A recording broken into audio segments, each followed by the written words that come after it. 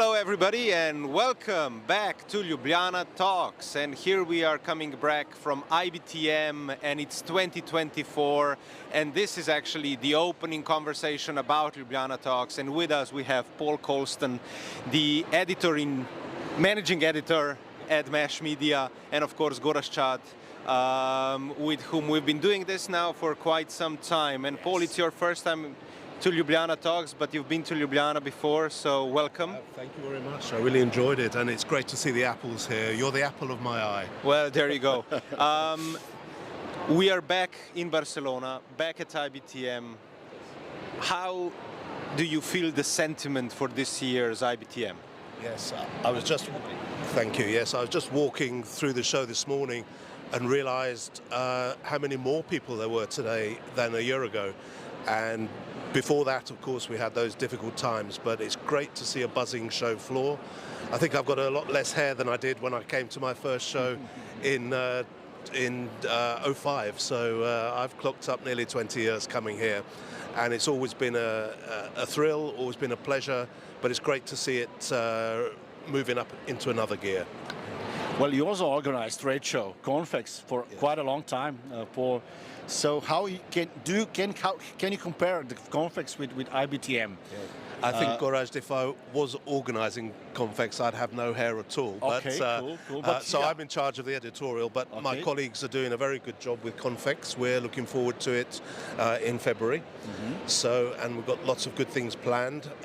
It's a very old show on the market. I think we're well over 40 years now. So it's all about finding new things and responding to that. We find the UK has come back very strongly.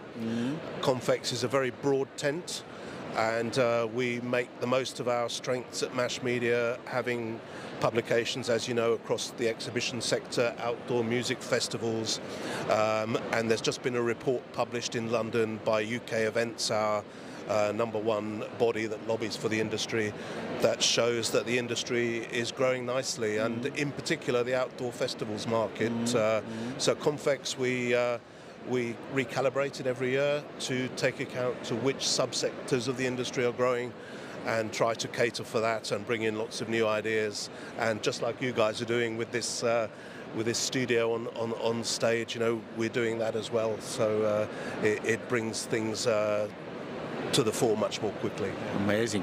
Is it possible that AI will take over the trade shows? Well, I was pushing for a much more beautiful avatar of myself, but unfortunately it doesn't work for me. But no, AI can save us a lot of time, of course, especially with going through data, subscriptions, all the data you need to run your shows. Obviously, you know, you still need to have that creative spark, in my view, and you know, just as the internet let a lot of people have a voice, it doesn't make everybody a journalist. And the same with AI. It's a wonderful tool that takes us into a whole new era, but you know, could be dangerous in the wrong hands, and it would be a shame to waste the power of it going down avenues which are maybe vanity projects. So it's good to see experiments with AI, but I always ask people, you know, what are the concrete results? And, you know, let's make sure we harness it for good, and to ally good old human creativity to the power to sift through all the data that none of us wants to do in person. Because you're engaged in so many of the meetings industry activities, I think you have also through Mash Media an incredible insight into what's happening in the industry. So AI definitely is one of the big topics, and we've touched on that with Gorazd quite a bit in the past. But what would you say are the other kind of driving trends right now that you feel as a pulse in the industry? Yes. Well, referring back to this UK Trends report, I would say sustainability has actually dropped down the list as people may be feeling the economic realities a little bit more coming out of COVID. So things such as recruitment doesn't sound as sexy, but it's really a pressing point. And for our industry, which traditionally maybe hasn't paid the highest wages, we're now competing with the likes of banks and finance houses for IT consultants. Right. So everybody's job has some form of IT attached to it. and AI specialists, of course, and we have to compete for that talent. So we're no longer looking at just graduates from event management courses, valuable though they are. We're in a bigger competition, and the industry needs to maybe up its salary points in certain jobs, but that's the competition we're facing. Let's touch also the media world. So what is happening behind the scenes? There are just few media left on the market. So when I started, it was really, I would say, tons of printed media, also some digital ones. So what can you say about it? What is happening? What is the zeitgeist, Paul? Yeah. Well, I think it's not just a question of the chess pieces changing, but of any exhibition organizer really is becoming a media company, because so the roles are changing and intertwining a lot, of course, but we see a lot of mergers and acquisitions in the exhibition sector, but the companies coming in tend to be backed by private equity media companies, and they know that they can sweat those assets even more across all of their different platforms. We started life, Mash Media Group, as a media company, and then grew our events, but people are doing this in reverse now as well. So you get people at different stages of the cycle. We've always felt that the data we get from our shows is like gold, of course, and it helps us in our publishing business to put those sides together. So I think it could be hard for people if they just have an old-fashioned trade show with no real media power behind it. Yeah. But do you still like the smell of the old school printed media magazine? Yes. And you're still printing, am I right? We are still printing. It's hard to get that out of your DNA when you're an old print journalist like myself. But I think the analogy I use is like radio is still there, and vinyl records are still there. They're niche products. Everybody doesn't use it, and I understand the young generation doesn't read printed newspapers so much now.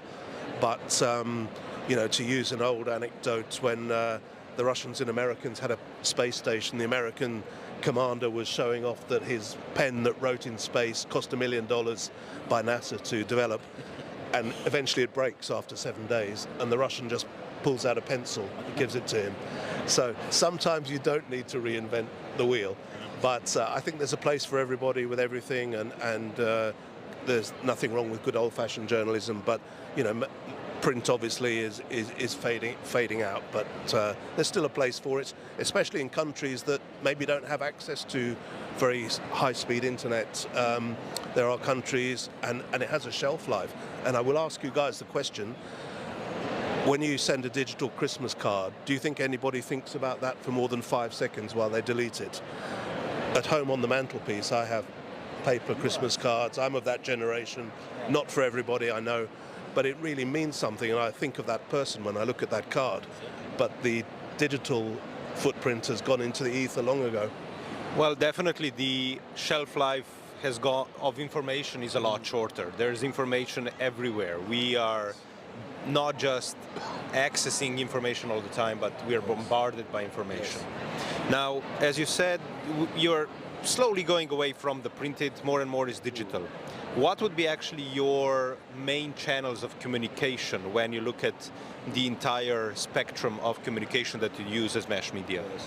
Well, we have a new video department for the past year, 18 months, and that's grown to 5 people from nothing.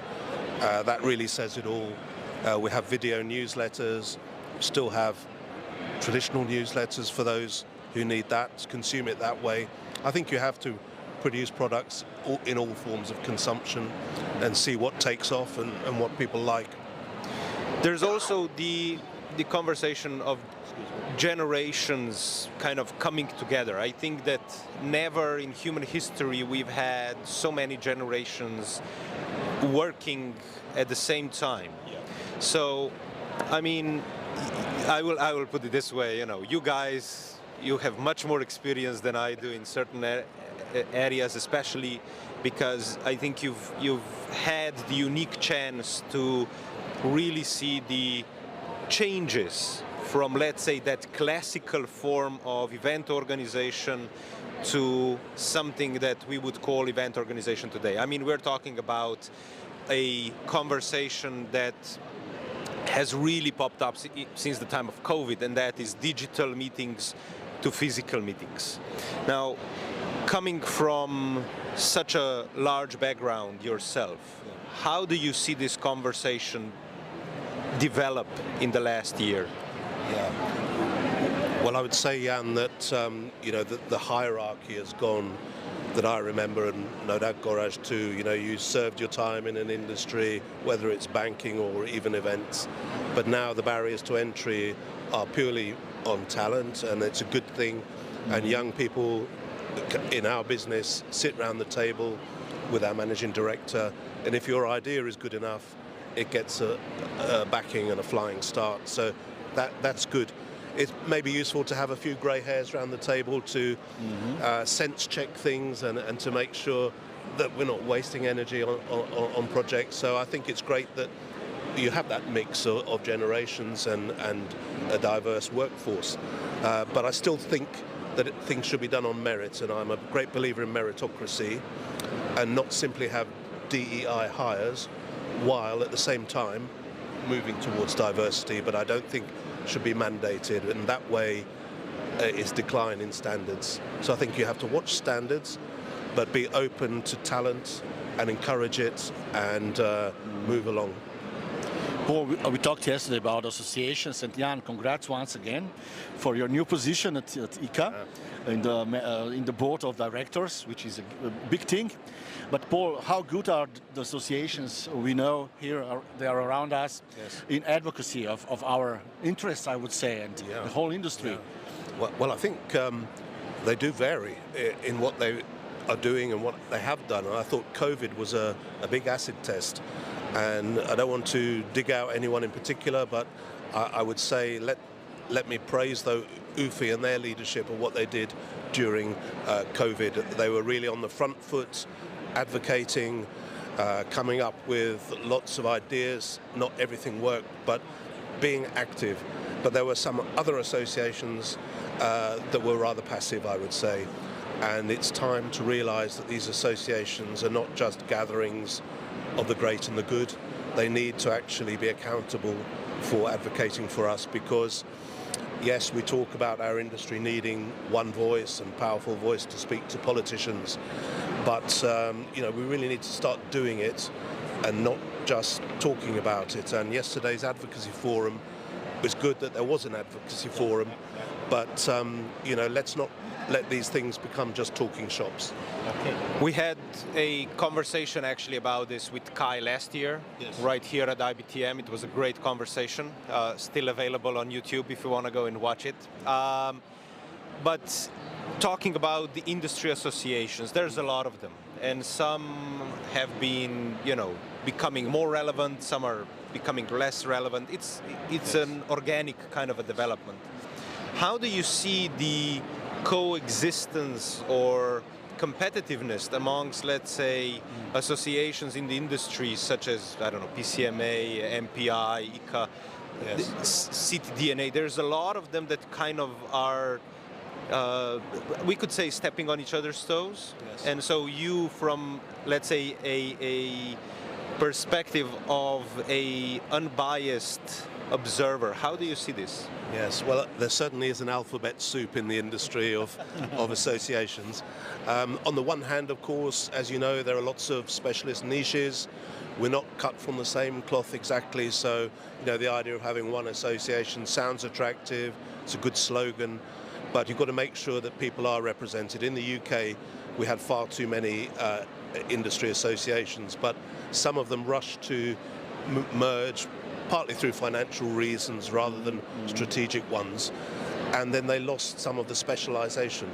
So it's not an easy process, but where it works well, for example, in Australia, I was down there last month, and they managed very successfully to bring their associations together under one big umbrella, ABEA, if I remember my acronyms correctly, and that's working well. Now, one association stood aside and tried to go it alone, partly, I think, because, you know, those people are used to being leaders and didn't want their jobs to disappear. But practice has shown that it was the right move because the industry coalesced around it. But I haven't really answered your question, Jan, but I say that if you're doing a good job, it doesn't matter how many associations there are, but where they are crossing over on each other's turf, it is a problem. And just let's take this show. I'm having to leave tomorrow early because the UFI Congress is on at the same time. Now, maybe, and I wasn't privy to any talks about the leaders why that is a diary problem, but surely that could have been sorted out as an example. This is actually my thinking was exactly that. Yeah. I think that as an industry we've gone from no meetings during COVID, live meetings, yes, to digital meetings, and all of a sudden all these digital meetings have kind of overflown into physical again. And now we have a huge amount of events that have completely are overlapping in a calendar. Yeah. We've seen this year with IMEX America, with ICA Congress, with CTDNA in Bruges. We see it now, as you're saying. How do we resolve this? Yes. Well, maybe it's the trend towards having larger shows strengthened, like this one, and IMEX, of course, and maybe some of the mid-ranking events would start to disappear, and we would have smaller regional ones, which would probably be more green and sustainable anyway.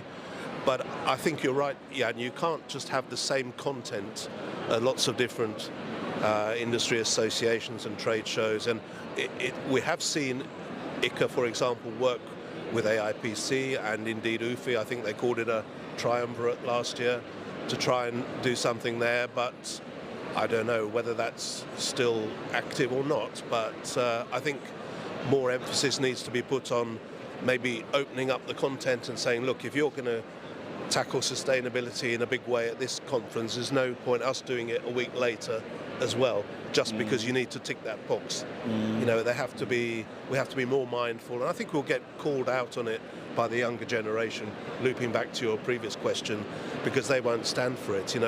We're sort of used to it being in the old mechanism, but if somebody comes from the outside into our industry, they soon start to see what's wrong with it, and we need to react to that, I think. Yeah. Well, last but not least, you experienced a lot of destinations in your life. This year, which destinations surprised you in a positive and which in a negative way? Yes. Well, we're both very lucky to travel as we do, and hopefully to pass on some of what we see as best practice in the world. I know in my own country we can often be accused of being a bit arrogant, thinking that what we do is the best, but it isn't always. And from what I've seen, to answer your question, in Korea, in terms of technology, is incredible. You see it also in Hong Kong and Singapore, where they are a league above what I've seen in Europe mostly, in terms of their technological advances and deliveries. And it's great to see how they bring their industries into our industry to show that off. In terms of interesting places, for me personally, I wish I could speak Spanish, not least here in Barcelona, but I was in Colombia, I was telling you, I think, and that's a wonderful country. And hopefully now it's getting past its 1980s, 90s, drug problems, and unfortunately the promotional aspect takes a while to catch up. But that's a country that I would urge people to discover. You get a lot for your money.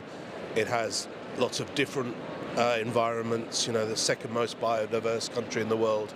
And I'm not on a retainer from the pro-Colombia, believe it or not. But and then there's Jules, of course, as your own capital in Slovenia. A wonderful place that not everybody's discovered. So even in our own backyard, there are gems to find, to polish up. And I'd urge people to get around and share their own experiences, because what works for one person might not work for someone else. But if we're always telling the stories, hopefully people can see what they like and where they want to go. Amazing. Is Europe still number one? We believe so, but what do you think about it? Me? Well, I think it probably is for meetings after America. I think America is probably number one. For trade shows, Germany's number one. So they're in Europe last time I looked. And So we've got plenty to be proud of. Yes, Europe is a big dynamo. Europe is a big power engine. The competition is, of course, fierce. We've seen at ICA Congress and we've heard the Middle East is really coming up. So there's exciting changes that are coming out in the industry actually from the side of the destinations and such. So that's going to be great. Because I think we are slowly coming to the point where we have to wrap up this Ljubljana talk. Thank you very much again. But we are not done yet, because we have a couple of fire questions that we shoot in your directions and then we see how you go. So let me go Colombia or the UK? The UK, I'm a patriot. A classical one, beer or wine? Beer. Can you elaborate this? No? Well, again, coming back to Europe, you know, I think the Czech Republic, not too far away from you guys, you know, that's where the real beer is, and we're also proud of our British ale. And when it gets hot, we have nice lagers too, and the wine is great, don't get me wrong, it's just not my personal taste. Super. Well, thanks for joining us, and stay tuned. We are coming back in a few moments. Na zdravé. Na zdravie. Hello. Thank you, guys.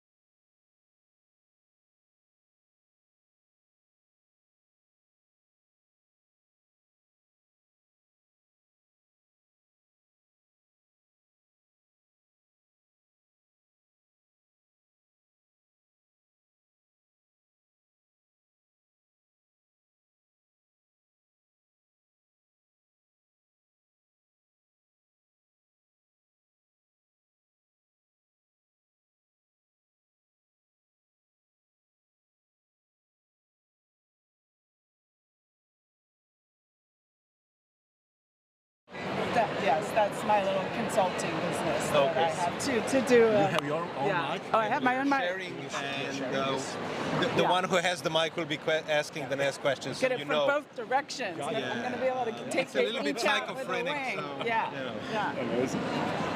Hello everybody and welcome to another Ljubljana Talks right here at IBTM 2024. And with Gorazd we have another fantastic guest, of course, dressed to the occasion, Heather Gallagher from CG Presents.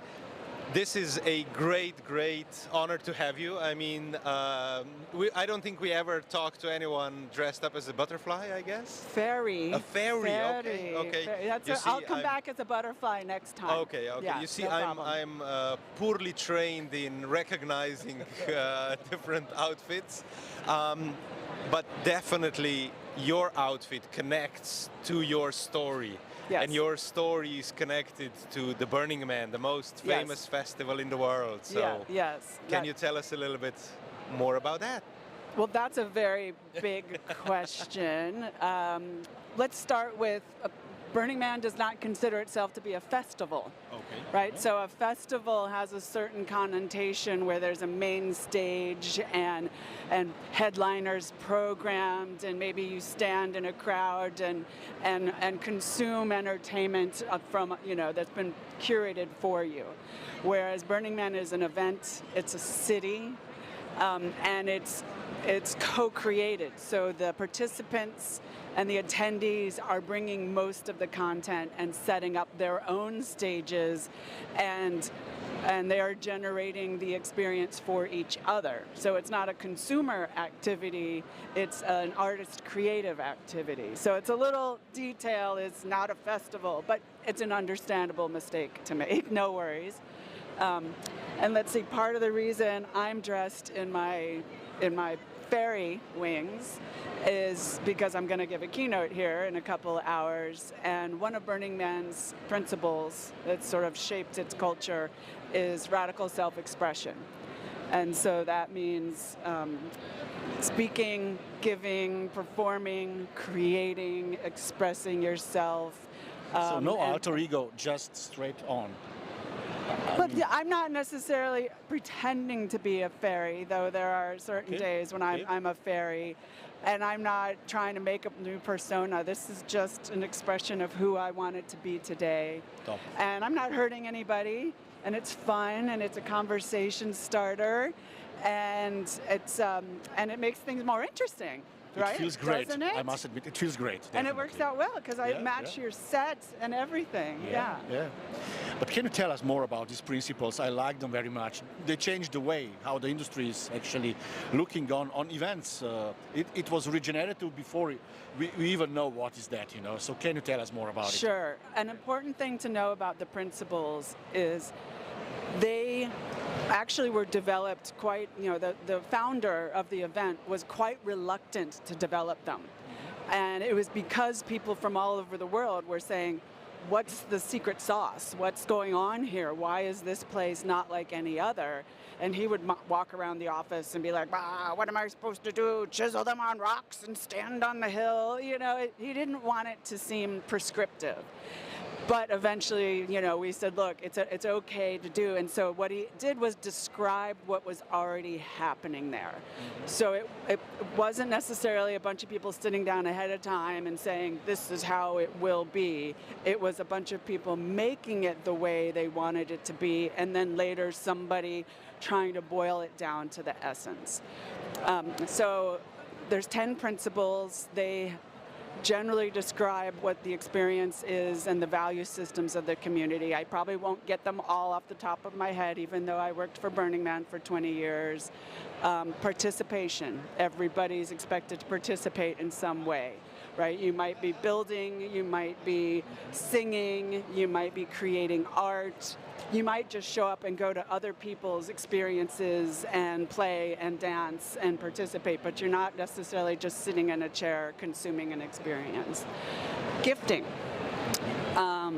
So we're giving of ourselves and giving to others. I've got extra jambon or bacon or a dance or art or little necklaces that I made by hand, and I'm giving away things or moments. Stuff is overrated, but I'm doing it without expecting return, right? And this is an abundance state of mind where everyone has had to prepare so much to be out there that they end up over-prepared and then really can be very generous with each other all the time.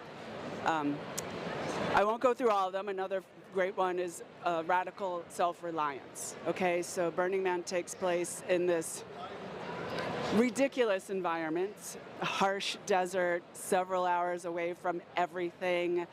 It gets hot, it gets cold, it gets dusty, it rains. It is serious survival camping. And everyone is expected to show up with what they need to survive and thrive in this desert environment. And then that starts to seep out into your regular world where you're like, I'm traveling internationally, I need everything, I can't count on that, or I don't want to be a burden to other people because I didn't do my homework. So again, so many people are so prepared, and then there's the spirit of gifting. I'll rattle through some of the ones very quickly and make sure I try and get them all. Decommodification.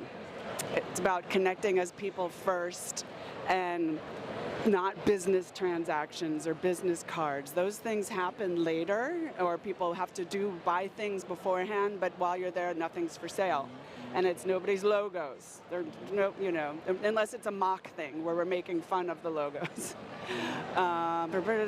Leave no trace. It's the largest leave no trace event on the planet. So everybody brings everything they need, and then everybody has to take everything, their own trash, their own recycling, no cigarette butts on the ground. Fashion, I would say, really. Ahead of fashion. It's the right way. It's the right way, and it makes you think through your entire relationship with stuff. You have to plan ahead of time, like, what am I going to do with those banana peels? Because they're not so fun after a couple of days.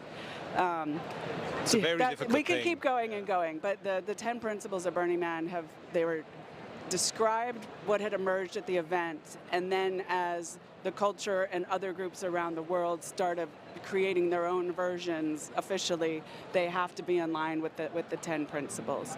And then you start to realize that almost everything you do in your life can align with them, but there's absolutely a place for commercial relationships and all that. But if you put the relationship first, then the partnerships are better in the end. I think that Burning Man has created something that most events want to create, and that is the sense of community. Yes. Now, of course, allowing the radical self-expression, as you put it, and allowing this openness, of course, helps, because everybody sees the images, they see the content, they see the happening. Yes. It's an alternative dimension in a way. Yes. How would you say that this has changed in those 20 years that you were a part of this? How Burning Man might have changed. You know, everybody who shows up for their first time, minds blown, hearts changed, lives changed forever. And there are people who like to say, oh, it's gotten too big or this or that. But that's nonsense. It is, without a doubt, no matter where you've come from or what you've experienced, it is a singular opportunity and moment and expression of creativity on the planet. And certainly people have started bringing more to it. And some people with greater affluence bring things to give and share. So the spirit of it hasn't changed. There's always little nuances of cultural where maybe we're bringing people along and mentoring them if they didn't get it. But it's gotten more people, and it's become much better known on the planet. But it's absolutely, like you say, stepping into another dimension, and it's sort of a city with an operating system that it's not sustainable for us to all live like that all the time, not recommended, but it starts to really influence who you are, and it doesn't matter. Like, has it changed? It's gotten bigger. More people know about it. Bigger stuff comes out, but there's still no quality control. It's still all DIY, and whoever you are and whenever you show up is going to be the right moment, and it's still going to be a massive transformational experience. Even I, who have been 25, 26 times, even as staff, established, jaded people, every time we go, it's different, and it's an amazing experience, and it's different every time. So it's just a wild ride, no matter when you join. Well, and then climate change changed the game. And suddenly you became from heroes.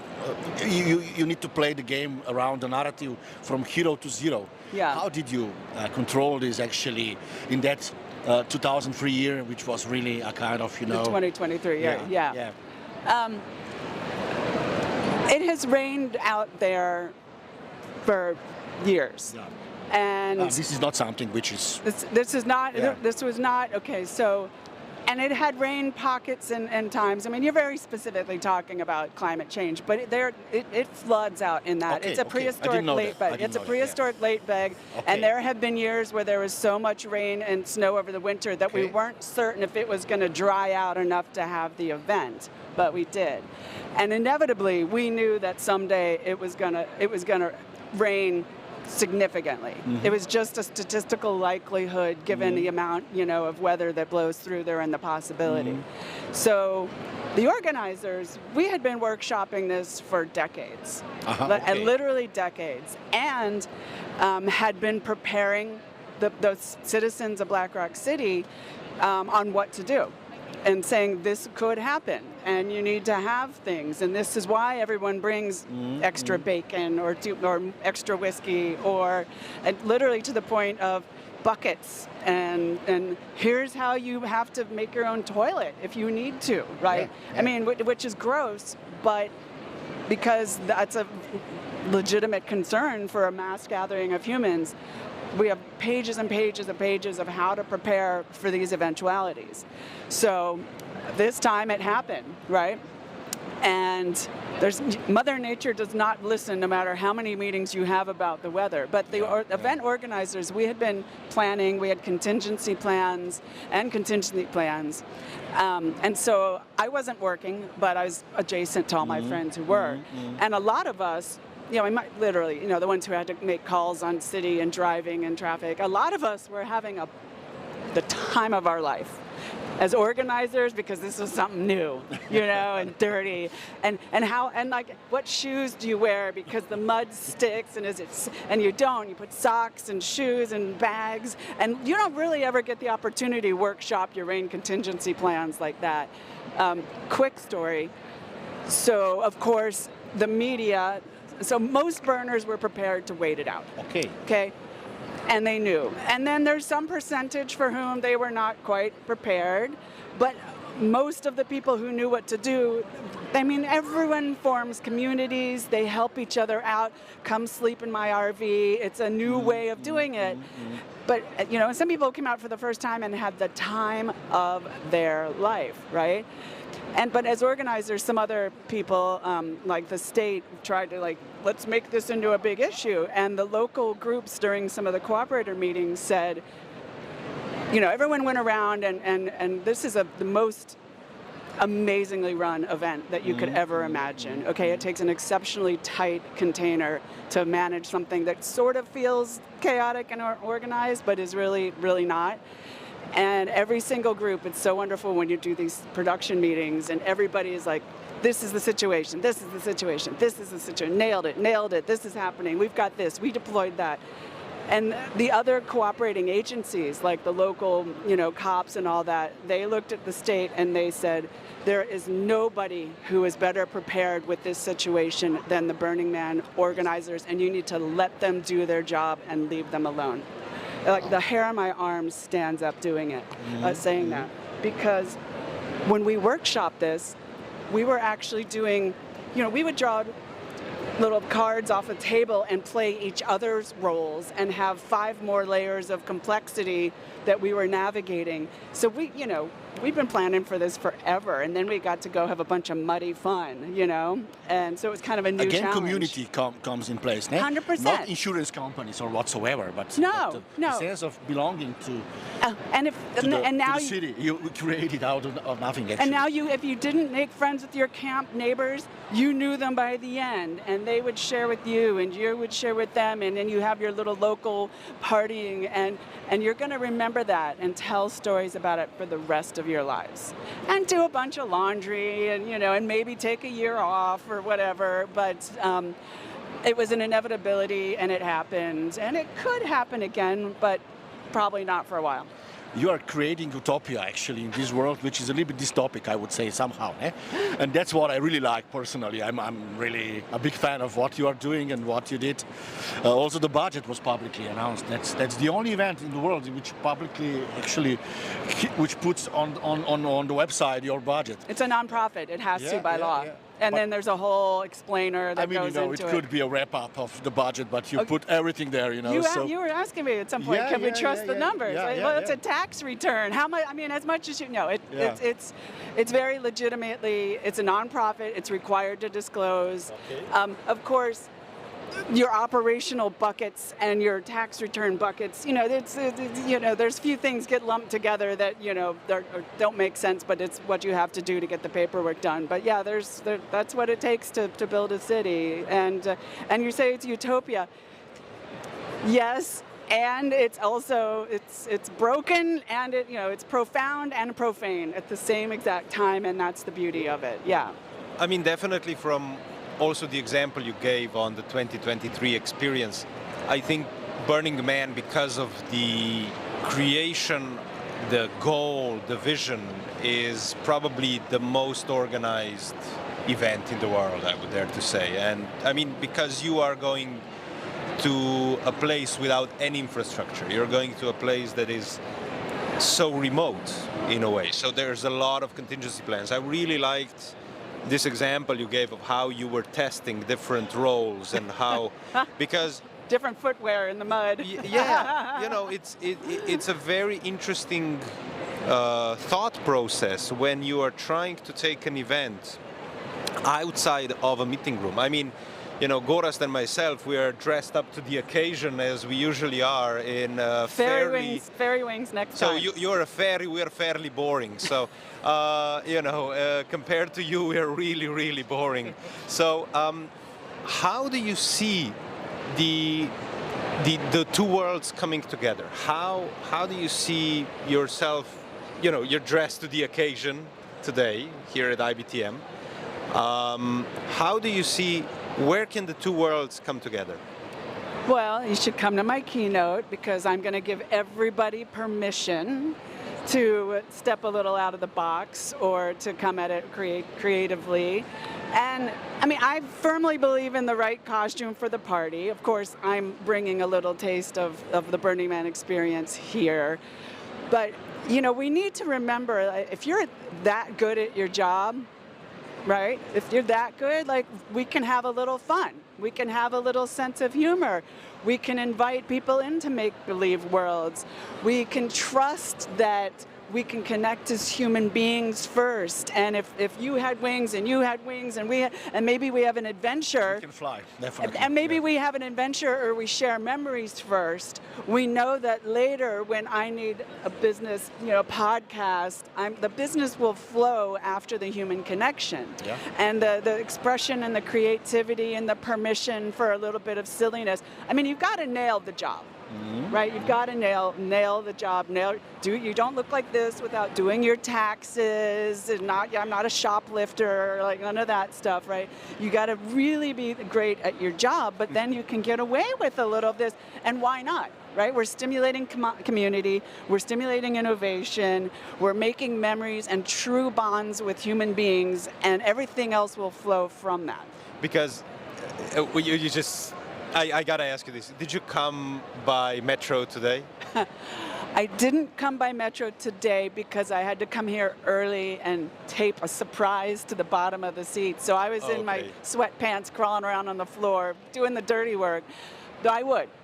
Now, not with the wings on, just because of practicality. I have a little bag, and it depends on the arrival, but I 100% would travel like this. Because it's something very, very important you said.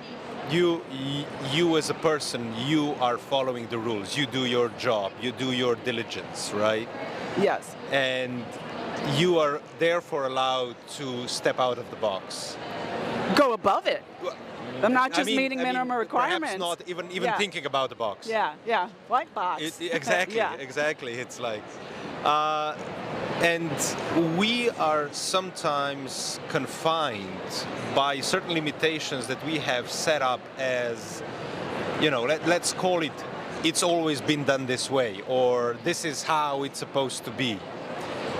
How do you see, because I'm going off the script now. Oh, great. But how do you see... See, it's already working. Oh, yeah. How do you see the meetings industry as a industry that basically has its mission in bringing people together creating creativity, creating content, make them happy. How do you actually break those boundaries that we have created by formalization? Yeah. That makes us the person that at the end delivers the KPIs and pays the taxes, and yes. to get out. Yeah, great question. I mean, when we're bringing people together, be it multi-day campouts in the desert or festivals or conventions, we are helping to weave the social fabric of the planet, right? Mm-hmm. And the business fabric.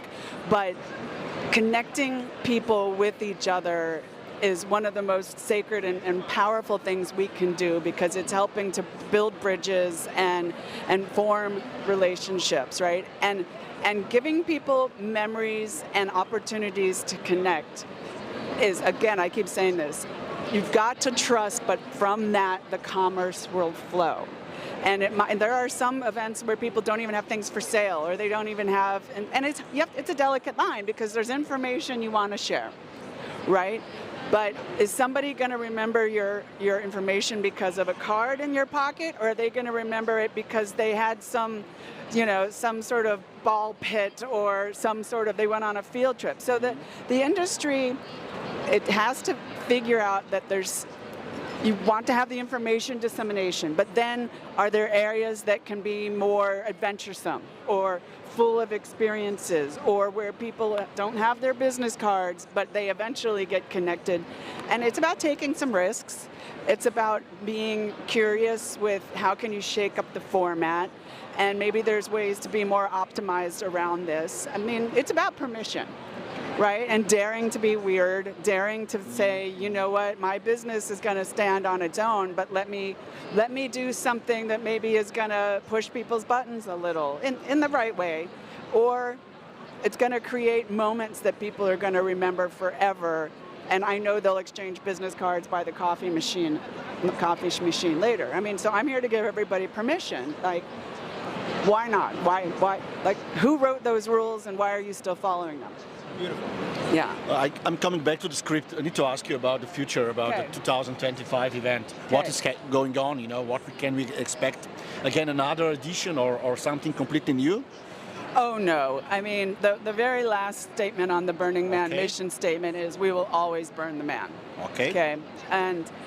And Black Rock City, the event, there were years early on where we had to do cost-saving measures, or maybe trim a couple of roles, or economize on some things.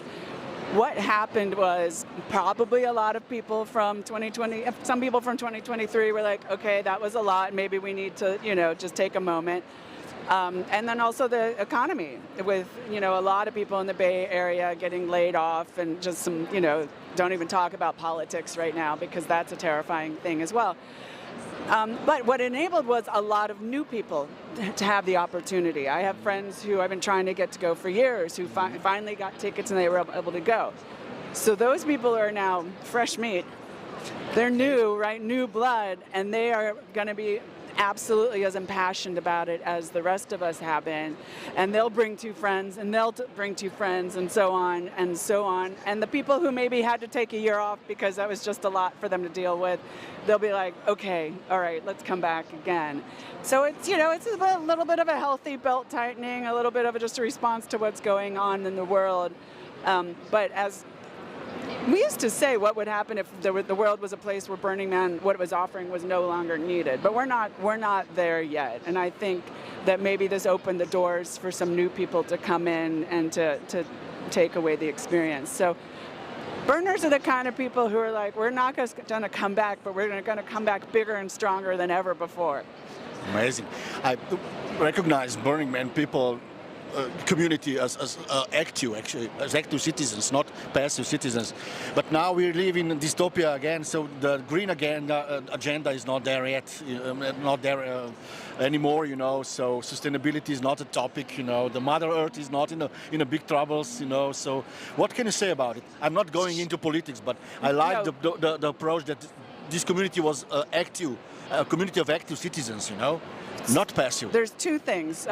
One of the principles we didn't talk about was civic civic engagement. Yeah. And so we encourage people to really take active roles in their local government and to pay attention and to vote, and we don't care who. I mean, we kind of care who. But just to, and I've been on boards for, San Francisco development projects for a long, long time. And so we really say, like, if you want to reshape an industry or perhaps slightly tweak the environments around you, you need to show up and run for office and then engage in the process and the constructs that we abide by as citizens, and slightly refine it while you're in from the, doing it, but you got to show up. Now, on the sustainability front, so back in 2007, the Burning Man theme was actually the Green Man. And the founder who created the themes, he's no longer with us, Larry Harvey, may he rest in peace. He created as a man's relationship with nature. He didn't really mean for it to become a sustainability moment, but myself and several members of the staff said, this is coming and we better prepare for it. So I literally spent one day a week for an entire year meeting with members of the community and looking through every single aspect of our operations and just sort of kick the tire. So what's it like to do biodiesel and solar arrays and sustainable products at our staff commissary? And we did a big push through, and in some places things make sense and in some places it didn't. And we then had a pavilion all about sort of biofuels and algae, things like that. And then now there's a lot of sustainability that comes out of different programs of the nonprofit. So there's labs that are innovating about various, how to live off the, land and do it more green. One more thing about that, we had to look at it really at a meta level. So you have all these people coming to the desert. Yes, that's a lot of fuels and transportation. But what else would they be doing on their vacation? They'd be flying someplace else. They'd be living in an air-conditioned thing. They'd be doing more to the planet, if not more so, because now some of them are camping in tents, doing it, and they're having to pick up their own trash. They're maybe recycling for the first time. They're living and thinking about it and being in a culture that, that really supports this. So maybe some of them went back and started recycling. Maybe some of them went home and started a recycling program in their community. And so, for that 1 week a year, and the fire and all that, but it's touching people and hopefully transforming them. So in the end, the long-term overall benefits and awareness that people might take away from the experience was going to hopefully counterpoint that moment in time. And it was very interesting to try and measure that and really look at it the biggest picture. So you can say, and you did say, you changed Burning Man. But how did Burning Man change you, Heather? Burning Man changes me every day, every time. It still does. You know what? I'm a Halloween baby, so I was already creative. I had friends who were rock and roll people, so I already knew about having a good time. And I always knew it was better to go be a part of the show than to be a consumer of the show. I knew that for my friends who were performers, they fed off having us in the crowd in our silly costumes and all that as well. I think it changed me by just helping me step more fully into who I am and who I can be, right? And this is just fun, and it just taught me to really, I stepped into frame on a life and a world the way I knew it could be, and gave me permission to do that, and then gave me permission to help other people understand that they too can write their own rules. So yeah, it gave me permission to just be the biggest and best version of myself, and I keep trying.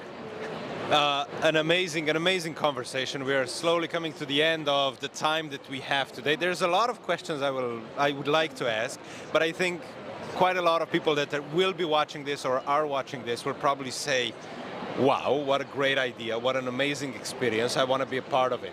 How does one do that? Well, first of all, don't try this at home. It is a major undertaking to build a city in the desert from nothing. So, and that's been played. That card's been played. For people who maybe a trip to the States is a big lift, there are regional groups all around the world. So there's a website, regionals, earth.burningman.org, and there's a map of the globe with little flames all across the planet, and there are local community contacts who have been officially vetted and supported by volunteers, by the organization, and they're doing local community development. Sometimes they have a weekly, monthly bar meetup. Sometimes they are producing their own massively mature events with 15, 18,000 people in their own art grant program.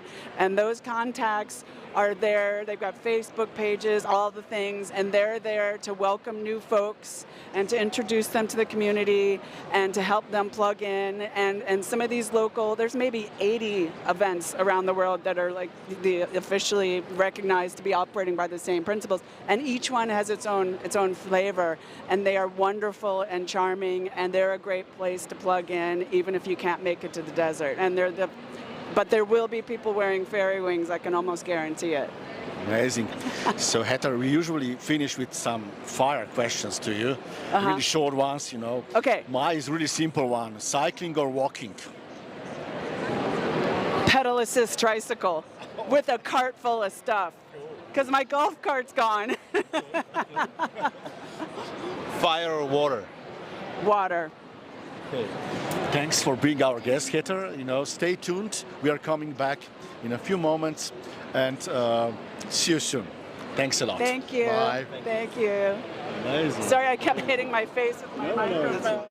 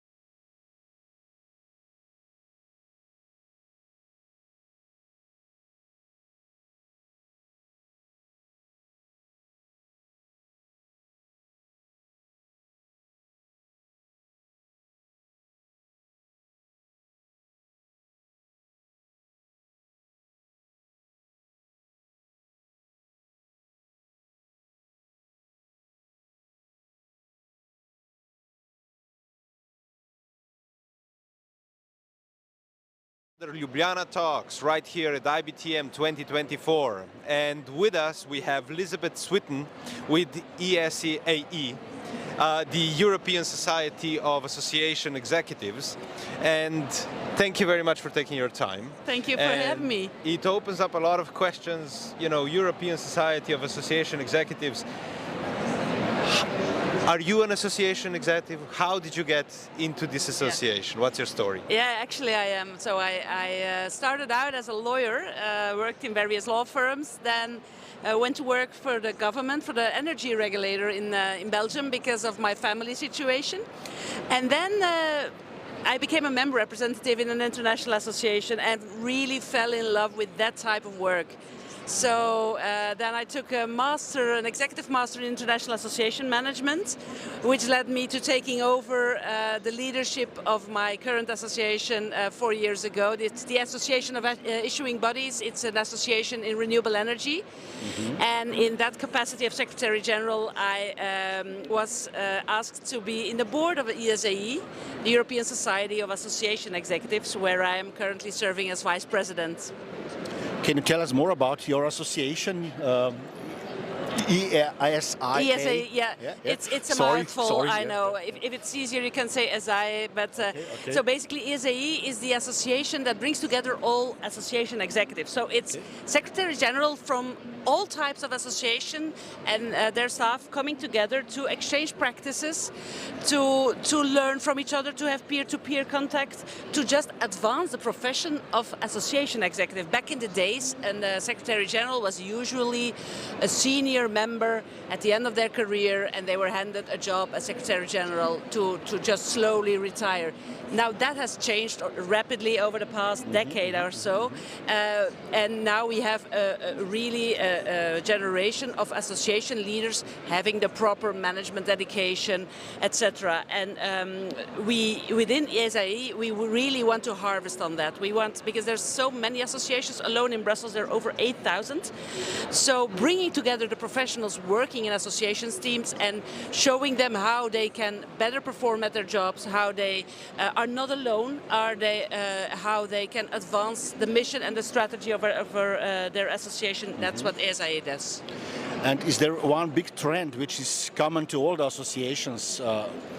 Yeah, well, we're living in a very rapidly moving world, and I must say digital transformation is really one of the biggest trends we see. The world is changing around us. Digital tools are being used more and more.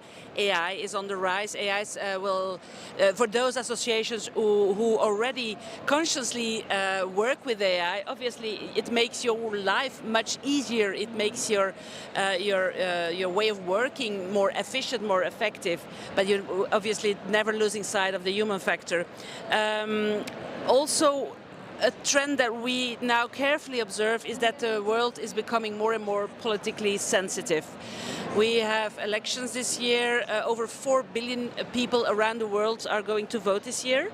And obviously with the recent US elections, yes, exactly. It's crazy. And we see that there's a lot of polarization going on in the world.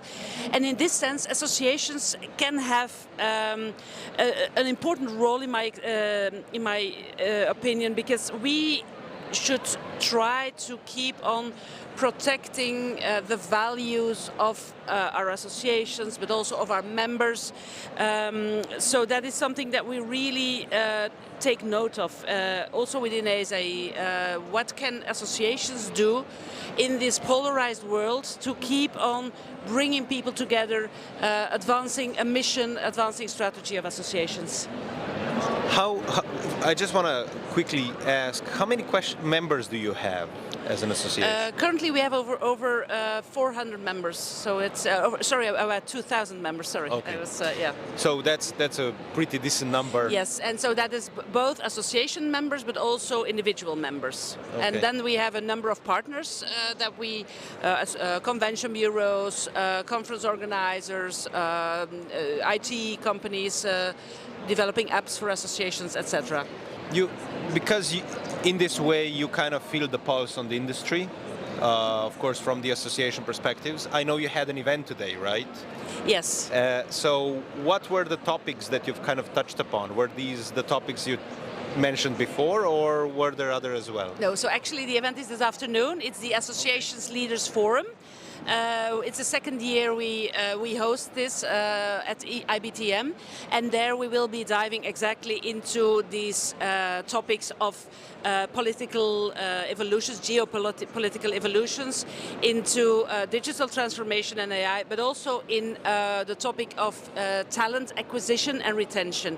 This is something that a lot of associations are struggling with. Talent acquisition is not easy because there are obviously the pay is not wonderfully high, and also the work is quite hard at times because members require value for their money and can be quite demanding. So you need a certain type of staff who is able to deal with that stress level. For many associations, the data about members is the value they have actually. But my question to you is, since you are a lawyer, who owns the data? The association? Myself? I don't know. PCO agency? Yeah. Well, actually, I'm not a data regulation expert, but indeed I can tell you there are a lot of discussions in this respect, and it's very important for an association not to develop a mindset towards digital innovation, but also consider their data protection policy. Okay. So that is something, these policies are very important, not only in Europe where the GDPR legislation is quite stringent, but also in the rest of the world, I would say. Another question, Z generation or alpha generation is coming in place. How to actually attract them to join the associations? Should we force them, you know, like, I don't know, in some medical associations or whatsoever? This is a provocation, of course, but... Yeah. I'm happy to be provoked, never mind. No, indeed, we see this shift in generations, but it's also a beauty because the more diverse you can get your association team, the better results you have, and that's based on scientific studies. But how to attract them? Well, it requires a certain flexibility, I would say, from an association leader. Young people these days, they don't work 9 to 5 anymore. They want flexibility. They want to be able to work abroad. So they want to be able to, you know, during the day go to the gym for an hour or so. So it needs navigating a very difficult balance between either granting them the liberty, the flexibility, the freedom to do whatever they want to do, but on the other hand, also at times be a bit stricter and having clear goals for them to achieve. Young people these days are no longer like oriented towards these fixed jobs, I would say, but rather to getting the result. And as far as me as an association manager, that's really fine. So what would be your vision of the associations in the future? Do you see them change? Do you see them stay the same? How would that look? I would hope that associations stay the same to a large extent because of their value of bringing people together towards a joint mission and working exactly with volunteers. An association works with the volunteer work of their members and for a joint purpose, and I don't think there's anything more beautiful in the professional world than that. On the other hand, probably there will be changes in terms that everything will become more efficient, will become more sustainable. And I hope that associations will continue to lead by example, as I said before. Another thing coming into my mind is that, of course, we also join associations because of the know-how, the knowledge exchange and so on. But now if somebody from Z generation comes to us and says, okay, everything is available on ChatGPT, you know, why should we join association? What would you answer to such a skeptic, you know? Why we need associations at all, actually? Yeah. Well, I would answer with the one thing that AI can never provide, and that's the human factor. We need that deep human connection. We really need it. You can't be happy in your life unless you have that meaningful relationship with your peers, with your members in the world of associations. And so, yes, that's why you should join an association, because it allows you to connect, to really connect with other human beings in the same sector, having the same purpose in mind, and it will help you advance your own development, your professional development, and and the development of your organization. Oh, I absolutely agree. Another question I want to ask is about the destinations associations are choosing. We know that some associations are giving subsidies to associations. What is your opinion about that? Is this a good business model, or should we have a fair deal, fair trade behind? Some big destinations like Middle East destinations are doing that, and also in Europe it's happening. So this is a Pandora box I want to open. So yes, well, actually, I would like to refrain from replying that for once, because I'm not an association event expert. On the other hand, what I can tell you about associations and how they choose their locations of events, I've seen a multitude of positions in that respect. So, for instance, for my own association, sustainability is very important, but also the member who invites us. That is, for my personal association, for AIB, is one of the factors determining where we go to. So, but I would like to refrain from replying to your question because I don't really know the answer. Because associations, even though they are all associations, they come in many forms. There's many different ways of how to attract an association event, how to win an association event. This ununiform kind of world of associations, it also allows a lot of, let's call them what they are, it allows certain anomalies to happen. There are people who are claiming there are associations, they're not associations. We know that associations in Europe are obeying to different laws that sometimes the associations that are global. Yeah, true. How do you see kind of clearing up the world of associations to put it all kind of in the same balance? Because, I mean, at times there are those who put a bad word to associations, and there are some that are incredible associations. So how do you see this balancing act? Yeah, basically, I think it's about navigating the waves of reality.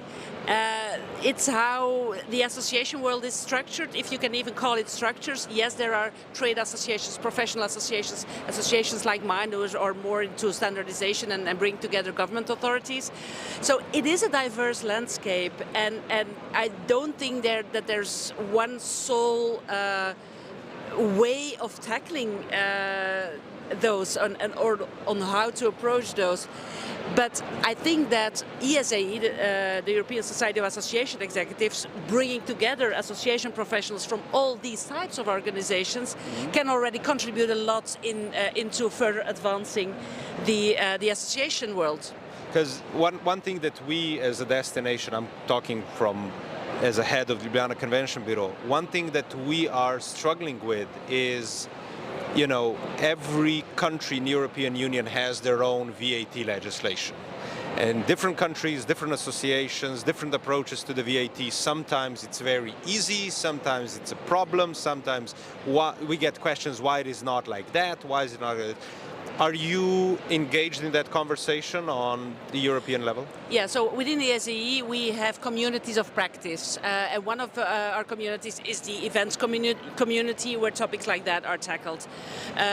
On top of that, I think this is one of the tasks indeed that an association can fulfill. It's like making a manual on VAT legislations, like I said, it's navigating reality. And in my own association, AIB, we're trying to harmonize a European system, and that's exactly what we also are confronted with, the national differences.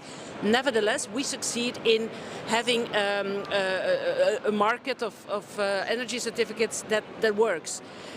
So I think through cooperation, through sharing the knowledge, making the differences clear and out there, you can try to navigate that reality. interesting. Last but not least, I want to touch the sustainability topic. Well, the SRS is definitely a game changer for corpo business. We already see that.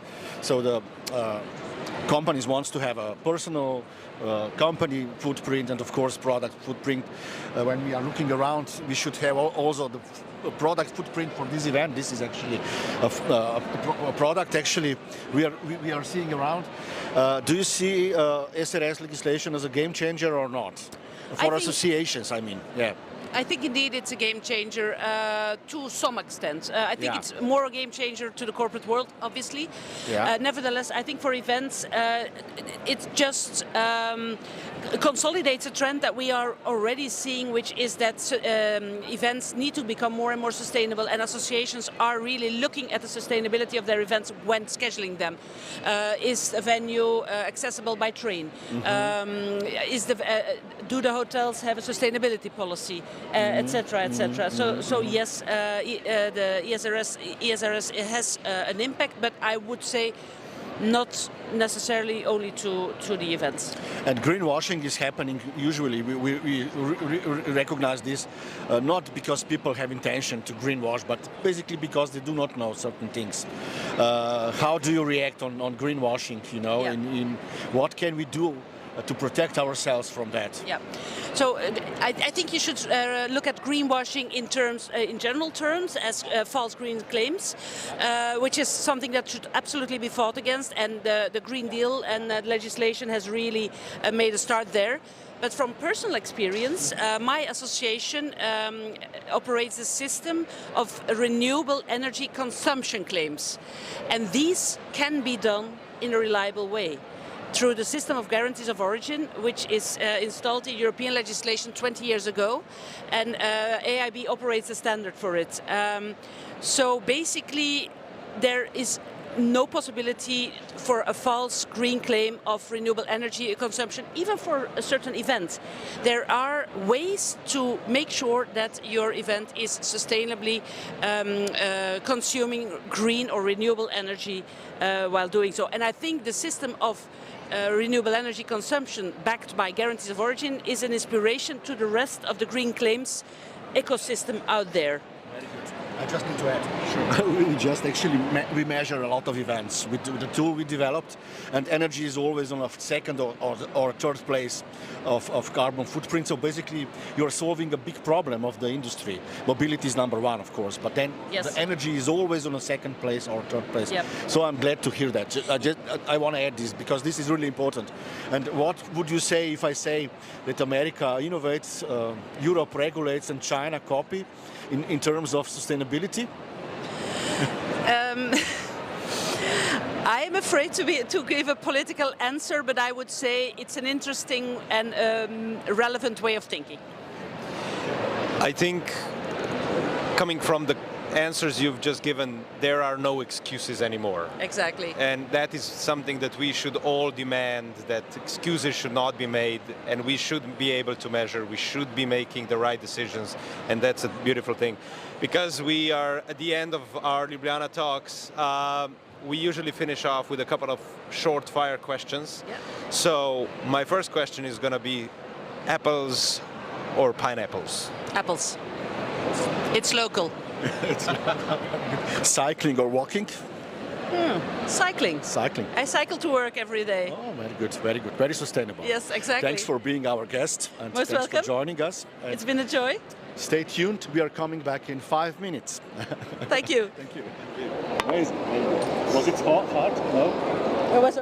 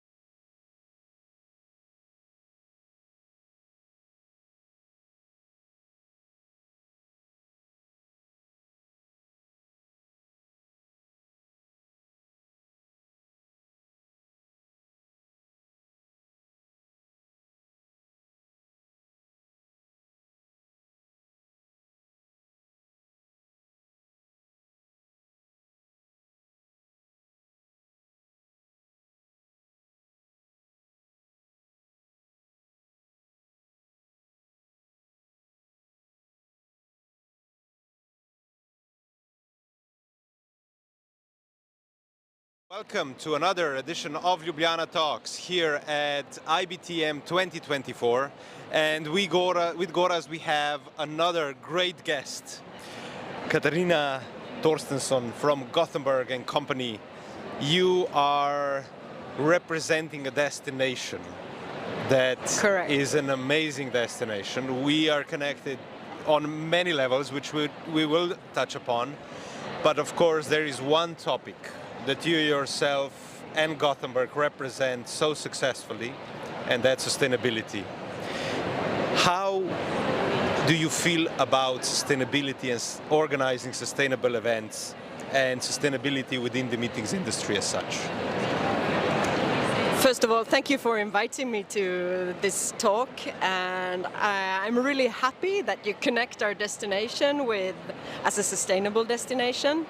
And concerning sustainability in events and why you should organize sustainable events, I actually can't find any reason not to, if you are to be a trustworthy event owner or event organizer. So there are every reason in the world to organize sustainable and regenerative events. Or can you find any reason not to?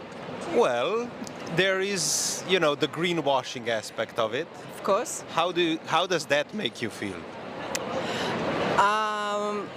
Yeah, that's actually a huge problem, of course, for the topic. But then again, also all the leaders, the leading companies, leading organizers that actually dare do something brave, they get so scrutinized, and those that doesn't do anything, you don't look at them at all. So it's always a balance to actually see what is behind. You have to look into and sometimes really deep dive and see what are they talking about and what are they actually doing and what are they not doing. But greenwashing, no. We don't like that. We don't like that, but it's really hard. Plus we have legislation now which is controlling that, so we need to follow also that actually. That's going to be interesting to see. There is no excuse. There is anymore, no excuse, no. Yeah. Well, Gothenburg for me is a kind of, always combination of innovation, creativity and sustainability. This comes to my mind when I'm thinking about your place. Well, innovations, creativity you need for innovations, and innovations you need for sustainability, and this circle goes around and around. Can you comment this about Gothenburg, Yeah, from my perspective, I see actually sustainability as a driving force or ignition for innovation and creativity, because if you use sustainability to identify challenges or opportunities, that opens doors and it opens your mind and you get creative and you innovate. So to me that is the exciting thing about sustainability, I think. You can use it as a business developer. Cool. By mathematics we can measure personal footprint, we can measure companies' footprint, or we can measure product footprint of this trade show, for example. But can we measure destination footprint? This is a strange question, but I'm thinking a lot about it. Is it possible to measure how good destination is? Of course, we will touch GDS Index and your great results on that, but mathematics is on the side of these measurements. Yeah. I mean, that is a $10,000 question. We are trying to find good ways to measure a destination. If we are talking about the climate footprint, it is really complex, and we need to get the data. How do our guests travel? How many are they? How long do they stay? And so on and so forth. And we don't have that data today. So the simple question is no, we can't do it.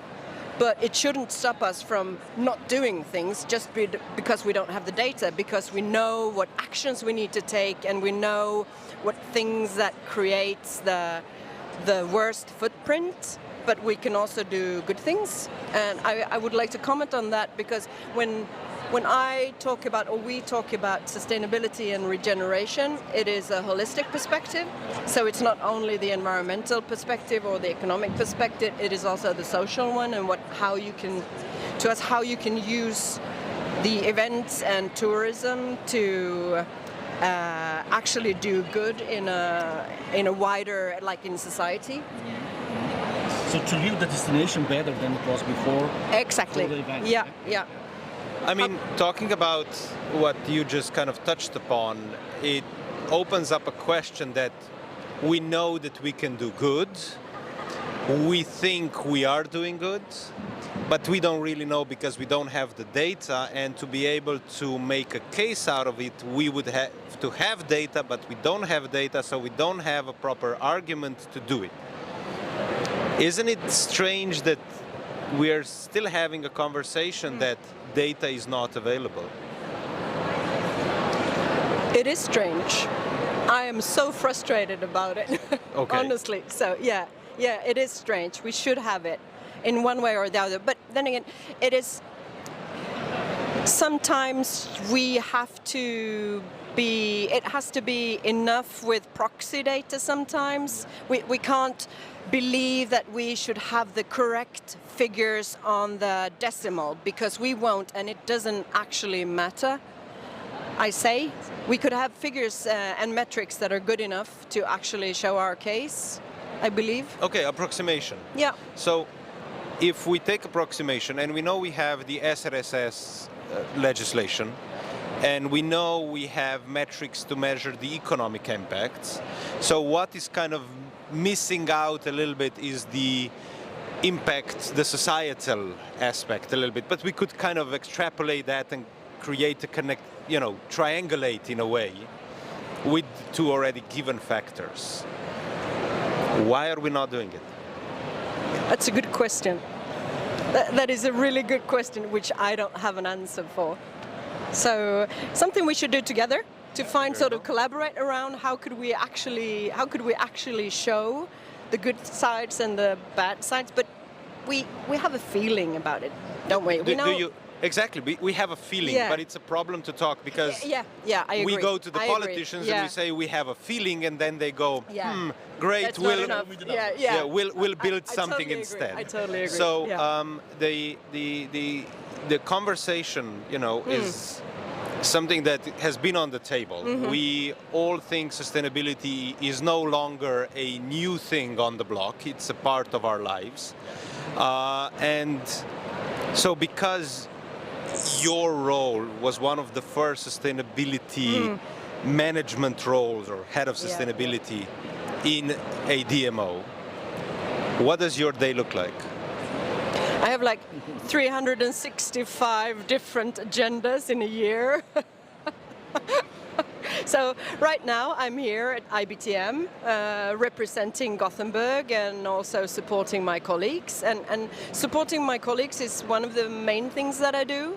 And then when I get back home, it's the reporting period of the year. So we're starting to sort of gathering our stories and our numbers and putting them together. And so it's quite, every day is more or less different, I would say. But very much about supporting colleagues and supporting our industry and looking out in the world, representing the destination. Can you elaborate, why are Scandinavian countries so ahead of other countries in Europe in terms of sustainability?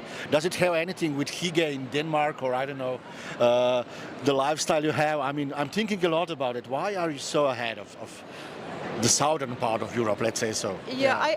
I think it has something to do with our lifestyle and also that we have quite a lot of nature in comparison to how many we are, so it's really close. We have a connection with nature, but I'm a bit worried about it. If you're in an urban destination, I think you lose connection with nature, and that worries me.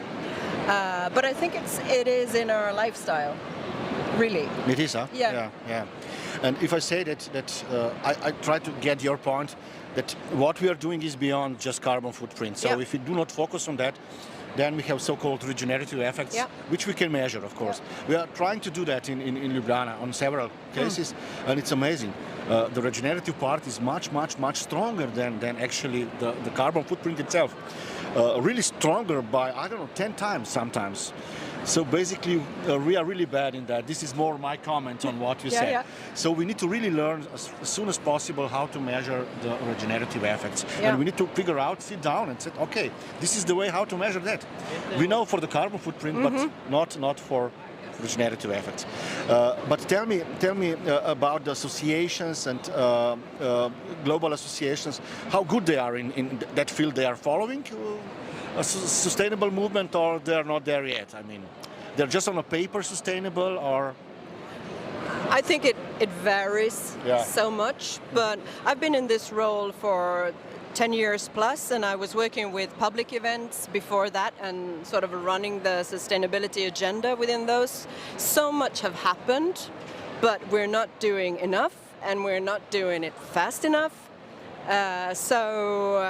I would say within the associations, comme ci, comme ça. There are some that are really, really good, and others that should shape up their act.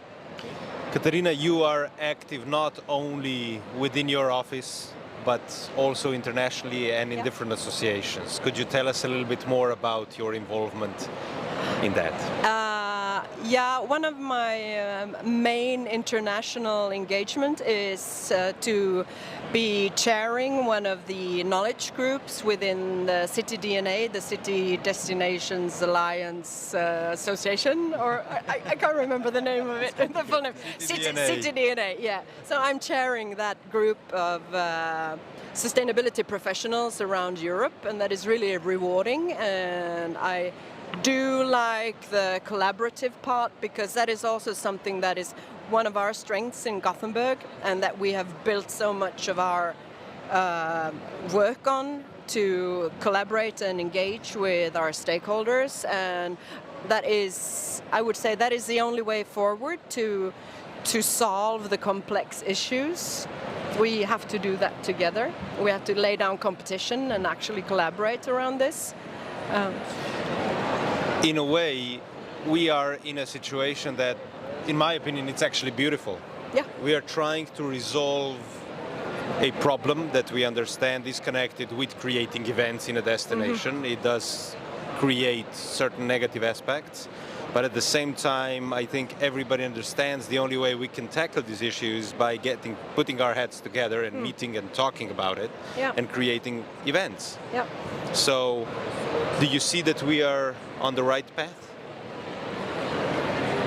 Yeah, I think so. And I think when we are talking about, like, the more and more of the discourse is about legacy and impact, I think you have to sort of sometimes slow down and actually think before, what is this meeting good for, and why are we doing it, and how could we sort of capture the inherent value of the meeting, not just sort of the basic values that we all know about, but how could we do more? How could we do more than an event? And also think carefully, why do we do this? And on what topics do we meet? So why sustainability matters to you personally? Can you elaborate this? And another question is a little bit more provocative. We are in the middle of COP29, so a lot is happening there. It's in oil country. The president said that the oil is a gift from God, so the narrative is completely different than it was, I would say, in Dubai last year, not to mention some other conferences. So your personal approach towards sustainability, why? And of course, comment on this COP29. This will be my last question, yeah? So, very complex and complicated. My personal one is that I think it's about accountability. Like, we have to see the effects of what we do, and take responsibility for that, and I saw that as a destination organization we could actually do quite a lot of things and influence other people. So that was one of my driving forces, to influence people or influence organizations. That is a true driver for me, and of course to leave the world in a better place is also, since I have kids, and this is really about future, about the future. But the future is now. It wasn't now 10 years ago. The future is really now, and this is so funny because I have 2 teenage daughters, and one of my daughters, now you might not see this, but she bought me a pin to sort of complete this one, and that is from the Hitchhiker's Guide to the Galaxy. Cool. Don't panic. And I think that is sort of, speaking of COP29, we have to bear that in mind because it is really, really worrying, I must say. So don't panic, do something instead. We can be active citizens. Yeah, and I think there are, like, leaders must step up and raise their voice on these issues, so more can hear that this is important. It's not like those sustainability trolls running around that think it is important. Drive of sustainability. Yeah, the leaders must speak up. I guess we've done a kind of a full circle with the COP thing. You know, we've gone from a possible revolution or evolution, and it really was kind of a revolutionary thing, and we've kind of come back and we are like going, you know, did we really? But it's like the SDGs when they were developed and also decided on. It's so great to sort of develop these fantastic promises. It's so much harder to deliver. Speaking of greenwashing, it's so much harder to actually implement the actions that we need. So, yeah. I think this conversation could be a lot longer, but we are running out of time. So we might repeat this. Perhaps by the next COP, definitely, to see where we are heading by that time. Same time next year. Before we finish, just a couple of short questions. Yeah. And if you want, you can elaborate on those. All right. The mountains or the sea? Sea. Train or plane? And the mountains. And the mountains, okay. The mountains for skiing and walking, and the sea for looking at and being calm or seeing the wild. Zen moment. Yeah. Plane or train? Train. Okay. Can you elaborate this? I don't mind going by train because then you can, like for business trips, because then you can work at the same time and you don't get disturbed. You can like... Fire or ice?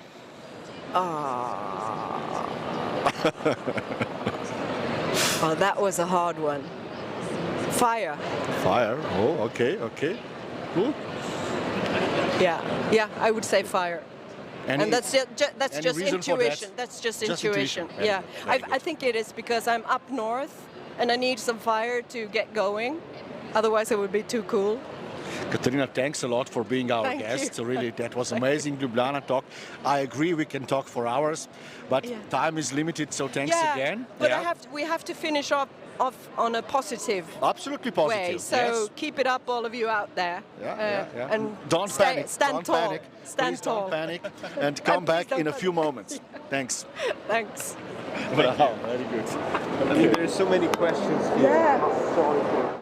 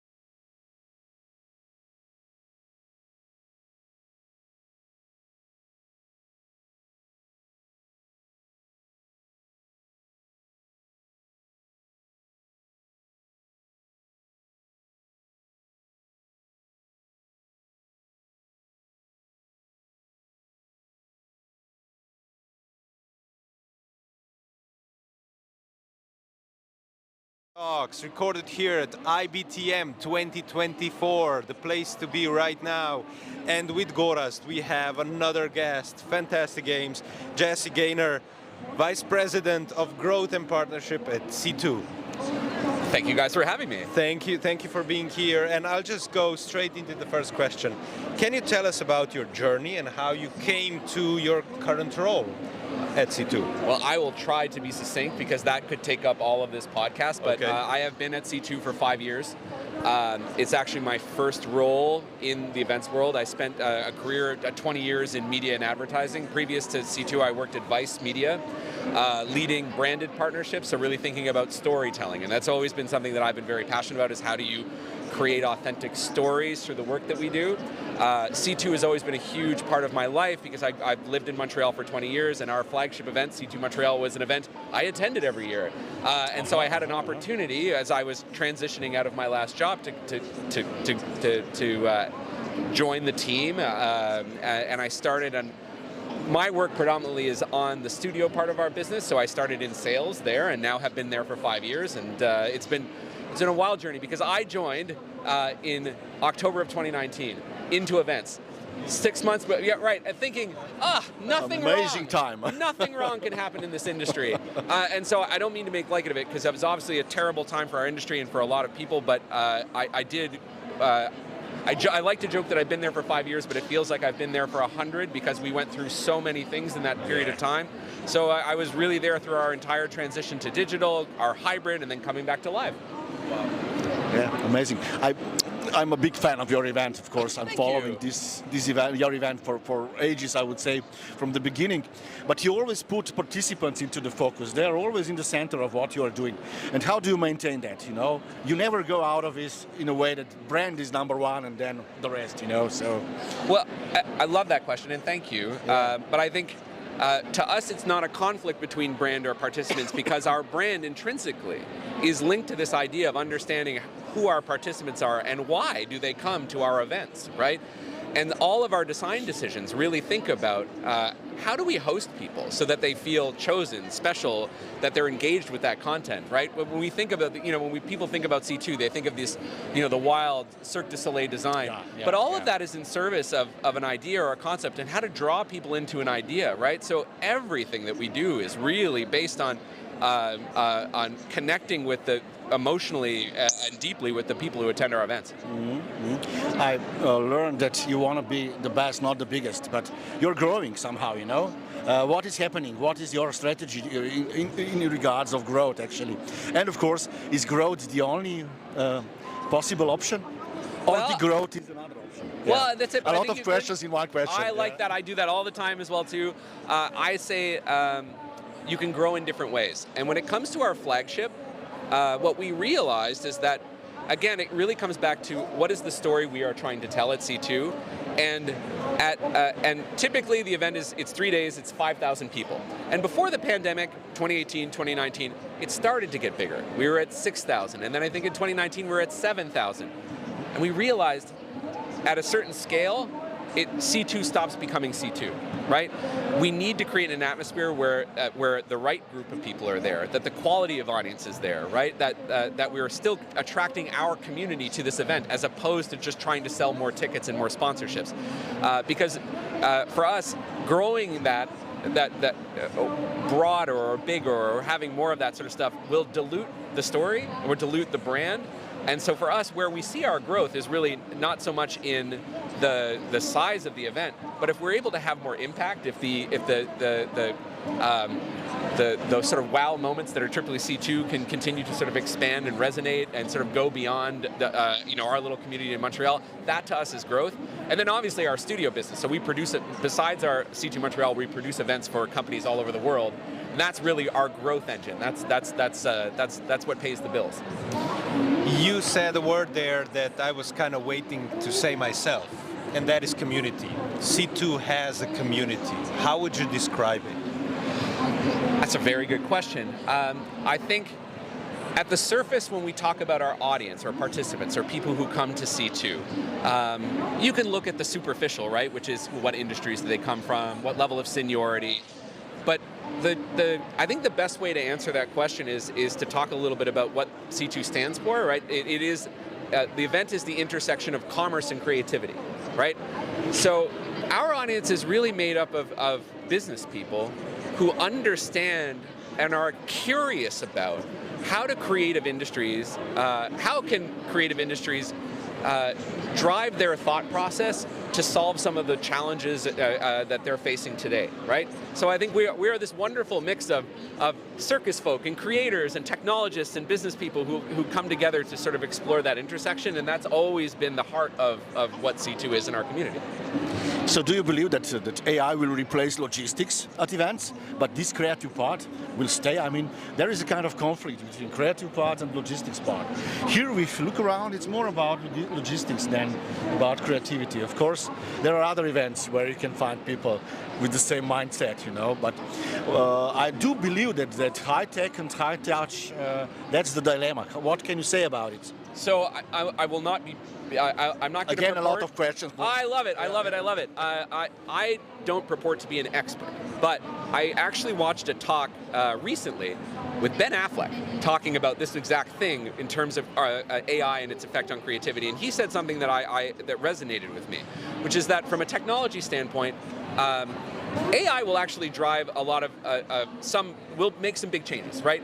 I think the industries that will be most affected are visual effects, graphic design, right? Because there's a lot of work that right now is very human resource intensive to create some of the work slow, that we're doing, I would say, and very slow, very costly.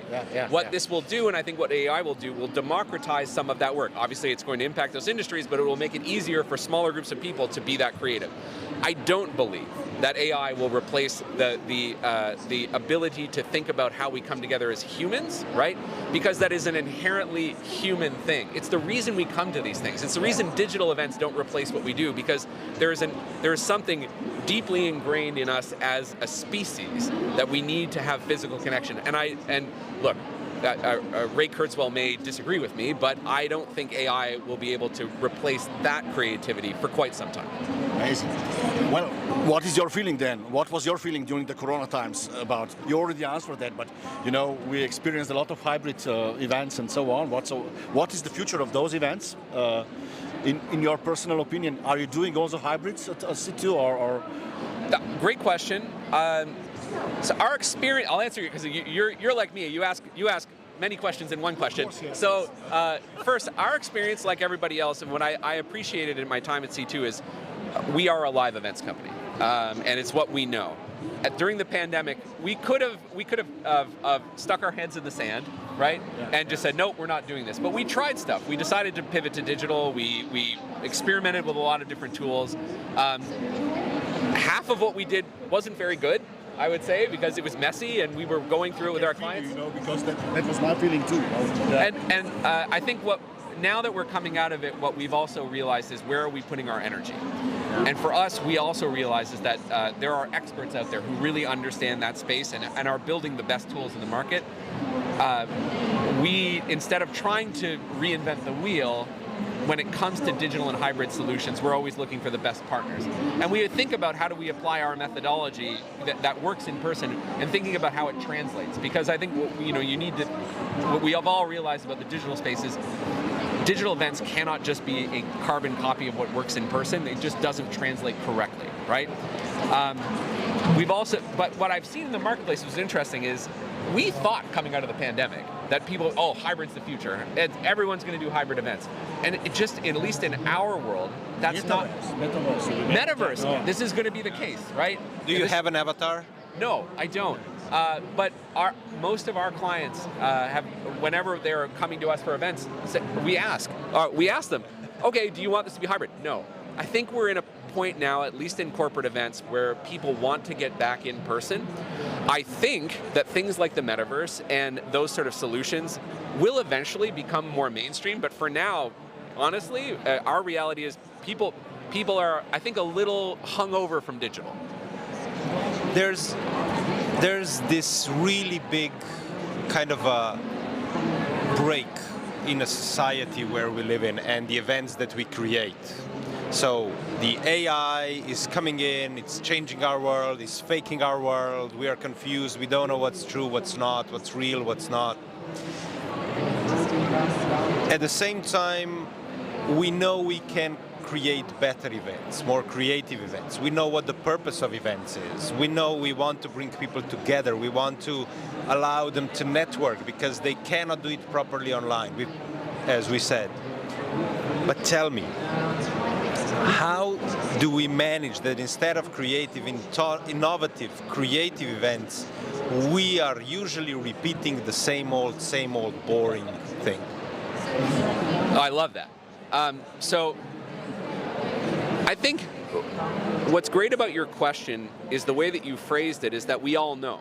We all know what makes a good event because we've all been to great events that foster connectivity, that allow for participants to interact, where the content isn't just one way coming off the stage, but it feels that you can participate.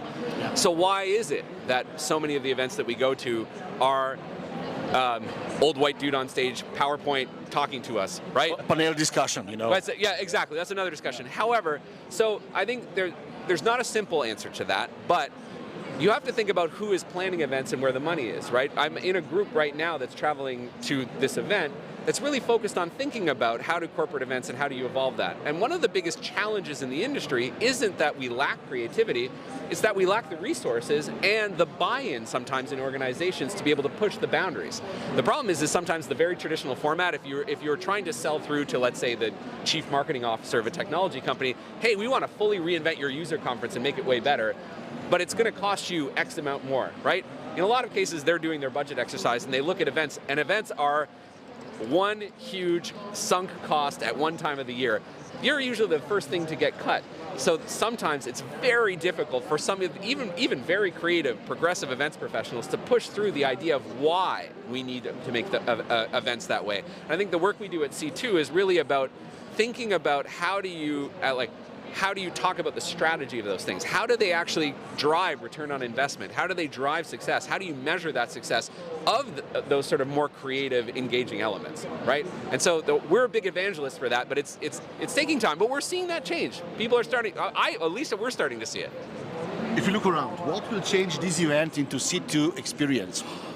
Oh, that's very, that's tough. And I think the reason that's a tough question is because the goals of this event are very different than the goals at C2, right? At IBTM, all of the presenting countries and companies, are here to do meetings, and it's very focused on that. So of course I would like to come in and say like, oh, let's turn some of these into like really wild, esoteric experiences that explore content and strategy, and that would be fine. But it would be a little antithetical to the objectives of to the presenters, right? So I look around and I'm actually quite inspired by some of the design. For me, if I were to sprinkle a little C2 magic, so how do you reinvent those sit-down one-on-one meetings to make them a little different, right? How do you take that conversation from something that's very product-focused and maybe bring it to the next level and a little more strategic? Or features-oriented, Look, those feature conversations have to happen. That's the nature of some of these meetings, but couldn't some of it be a little bit more, let's say, philosophical? Could it be a little bit more interesting so that when you leave that conversation, you go, wow, it's different than every other conversation that I've had at every other booth, right? So, and it doesn't need to be something that costs a lot of money. It can just be really great facilitation. It can be something that's just a little spark of creativity at the table, right? Amazing. Well, is it true that the legacy is that your event is transformative then? The C2? And of course, what is, in your opinion, the legacy of the whole movement you created, Because I believe you are creating something which is utopia in a way, Yeah, we heard about that today already in the morning, about Burning Man. That was also utopia, But you're also creating a kind of utopia on a different level, but, Well, that's really interesting. You mentioned Burning Man too, and I know the person you spoke of Burning Man. She's amazing. Part of the C2 story is that Jean-François Bouchard, who's one of our founders, went to Burning Man and said, what if you combined a TED Talk with Burning Man? What would that look like? And that's part of the inspiration for what C2 is. So to get back to your question in terms of legacy, we like to say that we were really one of the first business events to think about the festivalization of events, right? How do you turn what is typically a business event into far more of a multi-sensory experience? And so I've always wanted that to be our legacy of pushing the boundaries of what people think about can be a business conference forward. And really, I think if there's one word, it's connection, right? Our hypothesis behind all the weird and wacky, wonderful stuff that we do is that it drives those moments of awe create opportunities for you and I to sit down and go, wow, we just had this experience together. Now let's talk. And that conversation will lead somewhere. So you are talking about transformative kind of approach towards the event. Exactly. Transforming events, but also creating transformative experiences. We want people to come away, because what happens at events, especially something like this, is it's so overwhelming. There's so much content. It's easy in the moment to say, oh wow, I'm so inspired to have this meetings, and then you go home. Yeah. And 5 minutes later you say, what did I do here, right? What did I take away? What we try to do, and in our best successes, is to create experiences that are lasting with people, where they come away and fully changed with new ideas, new thoughts, new meaningful connections, not just an exchange of business cards, where they've met someone and had a real, deep, substantive connection with that person or people that lasts beyond the event. And to us, that's the mark of success for us.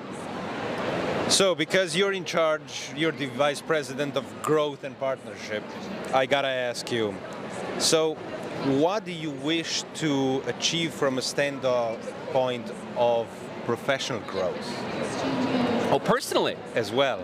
So, in terms of the event, but also for you personally, where do you see that potential for growth in an event and doing an event like C2? Okay, I want to make sure I interpret your question correctly, because in terms of the event, where I see opportunities for growth, right? I think, to me, when it comes to C2 Montréal, the growth is in the recognition of the brand globally, right? To me, that's what I want us to. The promise has always been that we are bringing the world to Montreal and sort of shining a light on our creative industries. And I want that brand and that message to be known as many places as possible, right?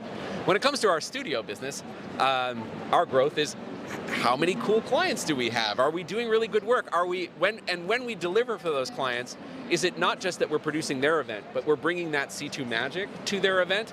And so the more brands that trust us to do that, that to me is growth. And then, I don't know, personally, I have a very simple answer for this in terms of like where I see myself in growth.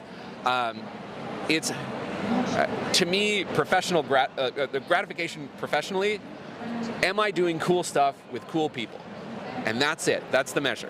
That's the exact answer to my question. So you did understand it correctly, and because I think that from that there's a follow-up question. Because we speak about different generations working together. We talk about what the new generation is expecting. So working on an event that I think is so creative and so original as C2, and in a way a role model event, and what you're trying to achieve with the community and all that, there has to be, and as you said it, the connection between your personal ambition, growth, and your companies. And I think that's a beautiful answer. But following up to that, how do you see the new generations coming in? What are the trends? What is changing in the upcoming event? Okay, I love that. And I'm going to give a little plug for my talk tomorrow, because I'm going to be talking about audiences and how they're changing. But when it comes to our audience, we do a lot of research and thinking about who are the people that come to our event. Because C2 has this legacy, but it's not the same people who show up every year. In 2023, 57% of our audience was first-timers, right? And so we had to do a lot of thinking of what does that mean when they're coming to C2? What do they want C2 to be, and how are we telling that story to that generation? And what we learned was that they wanted some very different things. One of the biggest changes to last year's programming was it was the first time at C2 that we didn't have a single celebrity speaker. You know, you'll see in reels, right? Oh, the Snoop Dogg's there, and and Martha Stewart, and those are big draws. But what we realized is that in listening to our audiences, they said, like, look, that stuff's fun, but it's not why we come to C2. We want people that are forward thinkers in their industry. We want trendsetters. We want the most creative minds, and that's what we're interested in. And what that did is it actually changed not only our agenda and who we had as speakers, it changed the way we do programming. So usually C2 would have one big global theme throughout the 3 days, and all of the content would sort of layer up into that through some pillars.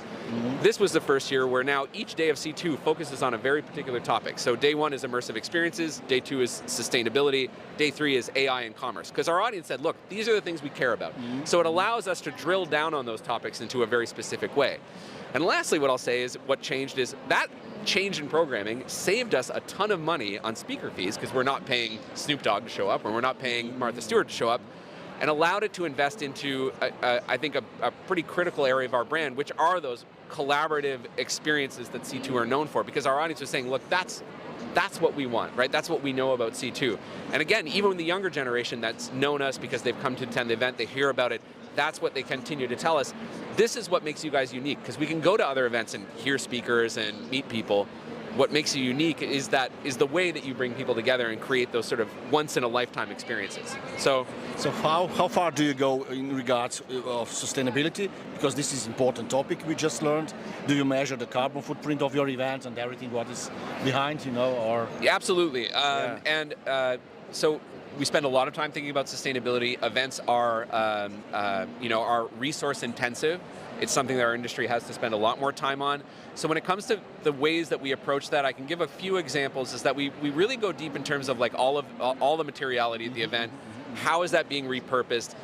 Making sure, because part of our brand at C2 and C2 Montreal really is tied to the community of Montreal. So how many of the resources of our event can be reinvested back into the community? So for example, all of our food and beverage, when any of the food that's left over is repackaged and provided to a number of great community organizations that deal with food insecurity. A lot of the materials that are used at the event are recycled and given to community organizations to use at playgrounds and kindergartens and that sort of stuff, right? Our badges this year were made out of aluminum because we were exploring. Everybody's trying to do the recyclable badge, right? But the reason we use that material not only is because aluminum is highly recyclable, we actually have great recycling facilities for aluminum specifically in Quebec, so it's local, we don't have to ship it. Aluminum is a big industry in Quebec, so it tells a story there, right? There's an intentionality to that. So we're very, very, when it comes to sustainability, it's not only making sure that practice is real and not just something we're slapping a logo on, but using it as a well to highlight and tell stories about the community of Montreal and some really great organizations. Amazing. Another question from another angle, introverts, extroverts. Let's say that 50-50 is the ratio between them, So how to engage introverts actually? What should we do with them? I love that.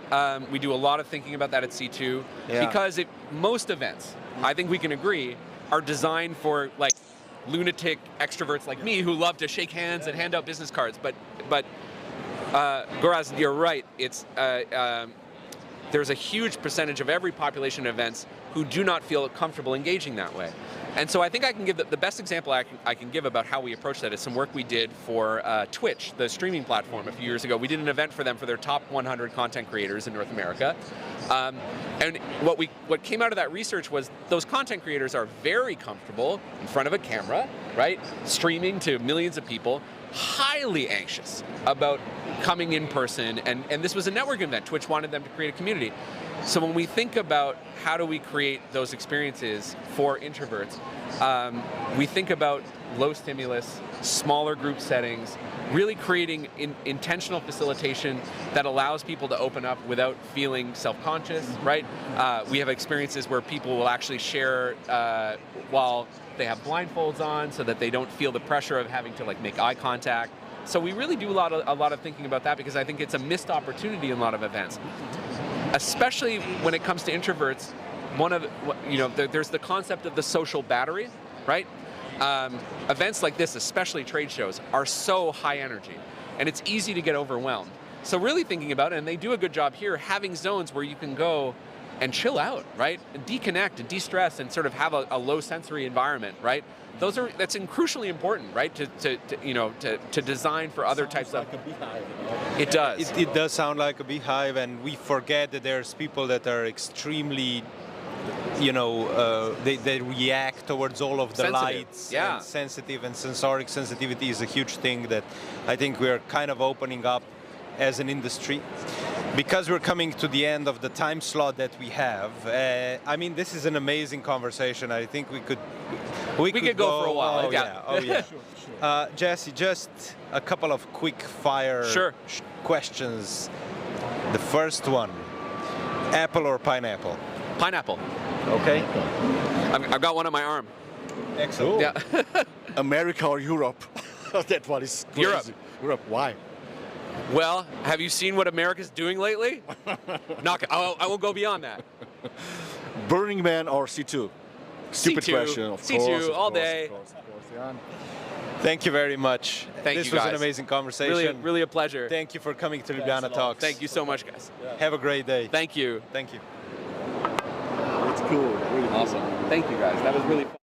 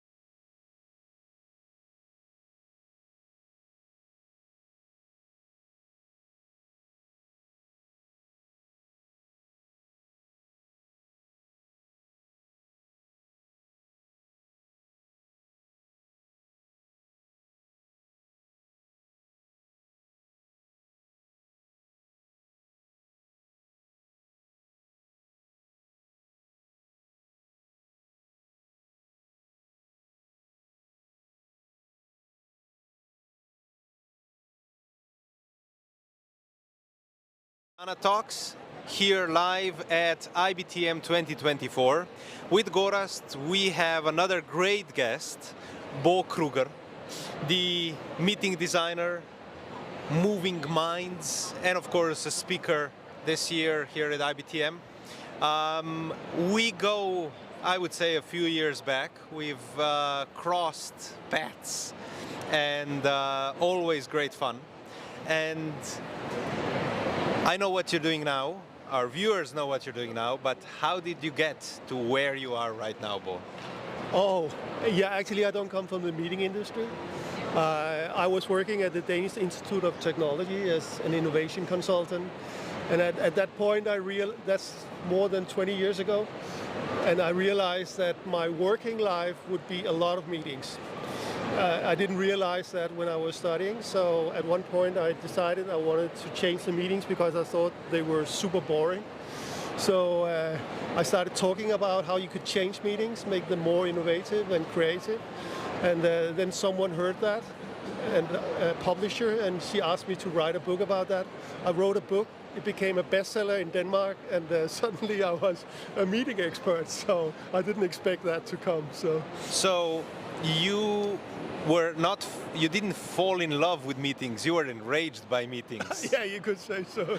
Yeah. So what would you say is the difference, what makes the difference between the meeting that makes you angry and the meeting that makes you happy?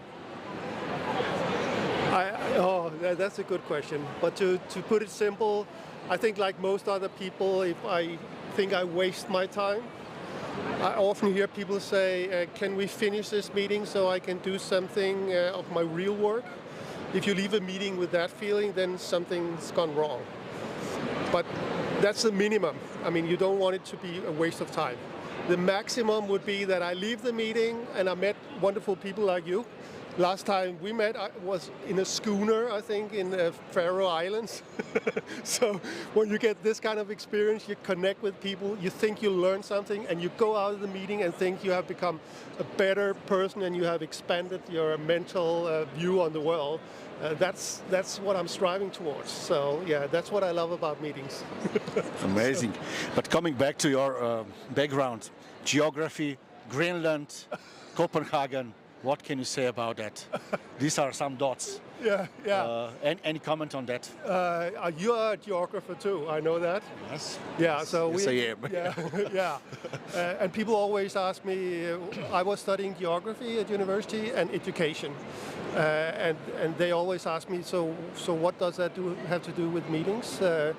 I think for me it's about a basic curiosity about cultures, about other people, about everything that surrounds us, how it impacts our lives. And I think I can use that all the time as a moderator, as a speaker, because I can connect with a lot of different kinds of work and situations. So, yeah. Greenland? Greenland.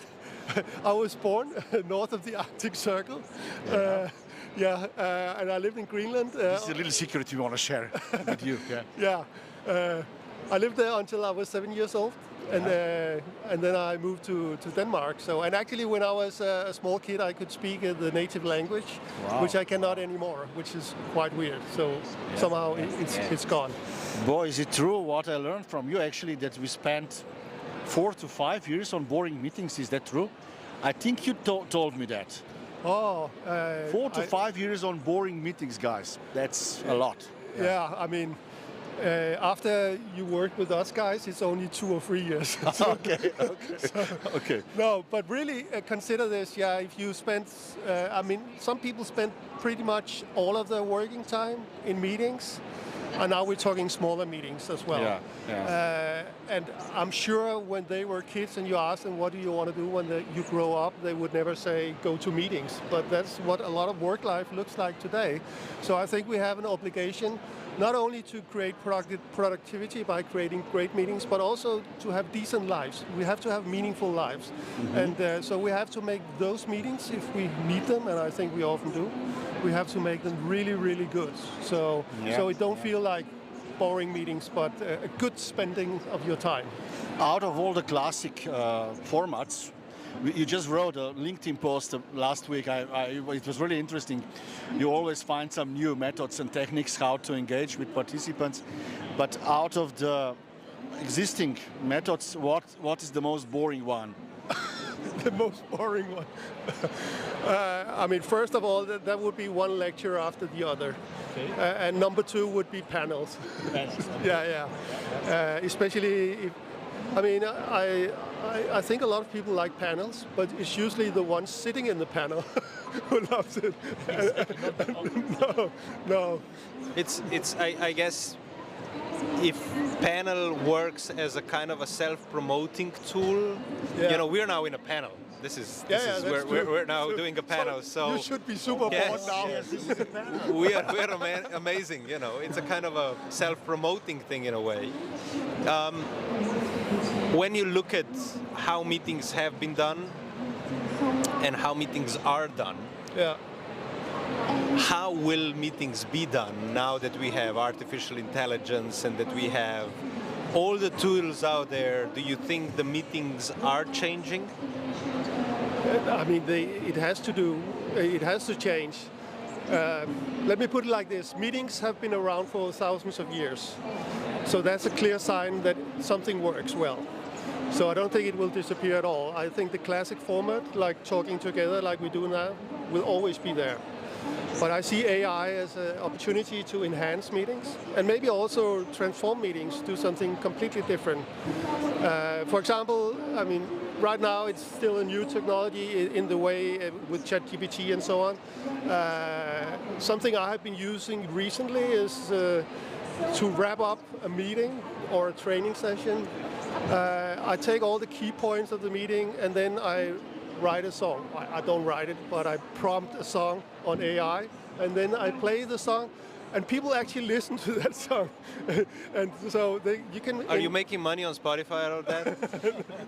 No, but every time I do it, the participants tell me, oh, can you please send it to me? I want to have that. I want to play it to my family.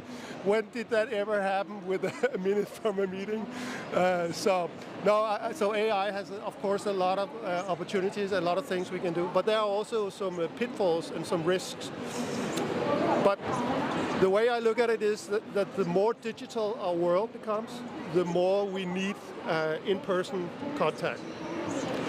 And you can use AI for pretty much everything in your planning process and designing process. But the big challenge for me is in the meeting itself. How can you apply AI in the meeting without just importing a new distraction where people will be on their screen all the time instead of talking to each other? And I found out that one of the best ways to do that is to think of it like a burger, the burger model, which means first you start with human talk like we do now. You give, based on what we talk about now, you give an input to the AI, and then it can do something about it, analyze it or enhance it or something like that, add something to it, and then you get it back to the humans, and then we can find out, is this something we can use for something? Because if you leave it all to AI, it might be amazing, but people will lose ownership and interest and motivation. That's important. That's very important. Very important. Why actually all the disruptive ideas for this industry comes from Denmark or from Scandinavia? Or Slovenia. Or sometimes Slovenia, yeah. I mean, what is the reason? Is this Hygge? I asked this already once today.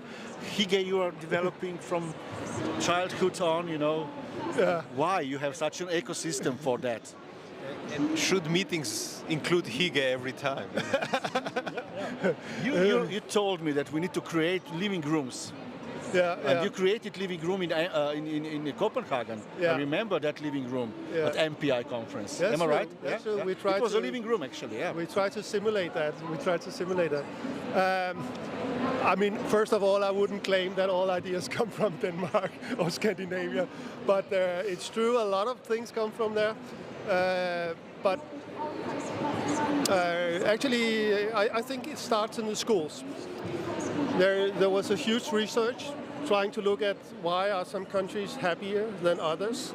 And you know, Scandinavian countries always come out on top. At the moment, it's Finland is number 1 and Denmark number 2. And they found out that it was linked to the school system. That if you have a democratic school system, it turns out that people at the end become more happy. There was a clear link between this. Okay. And democratic school system means a school system where you are used to engage the pupils and the students, and you have a very informal environment. Whereas the French system, I'm sorry if there's any French listeners, were like on top on the opposite, where the teachers sometimes are called professors, and it's very high. You have a lot of hierarchy. So Scandinavian schools have very democratic school system, and I think that idea of engaging everyone, taking part in what's going on, is basically that idea that persons like me, we apply when we get old to the meetings. And we ask ourselves, why is it that no one asks me here in the audience, what do I think about this? Because I want to have a say too. Yeah. Bo, introverts, extroverts. I also learned this from you, you know, how to deal with this, how to handle. I mean, yeah. Let's assume that we have 50-50 of those people in the audience, you know. How can we engage introverts? Yeah. For extroverts, probably it's not so difficult, or it is. First of all, I like to say that I think it's more or less a myth with introverts and extroverts. Yeah. If you know Adam Grant, American psychologist, he did a lot of studies on this, and he says the difference is that some people, because everyone gets energy from being with other people. That's a human trait. It's a basic human need to be with other people. But some people get tired very fast when they are in an environment like here. So they have to withdraw and be with themselves to recharge. And some other people, they can be there all the time. And that's usually what we call the extroverts. So myself, a lot of people think I'm an extrovert. I am when I'm here. But right after this, I'm an introvert, because then I need to recharge. I cannot be in an environment like this all the time. So the way I look at it is that if you have people who have a little harder time being extrovert, meeting other people, you have to warm them up more. So I have something I call the popcorn theory. It's like corns, you know, you throw them in a pot, then you start heating, and some will pop immediately. And that will be what we call the extrovert. Some will have to be heated for a longer time. That would be what we would call the introvert. But they also like to pop. And then some will never pop. And don't worry about them. Don't design after them. They pop later. Same with the climate crisis, actually. So yeah.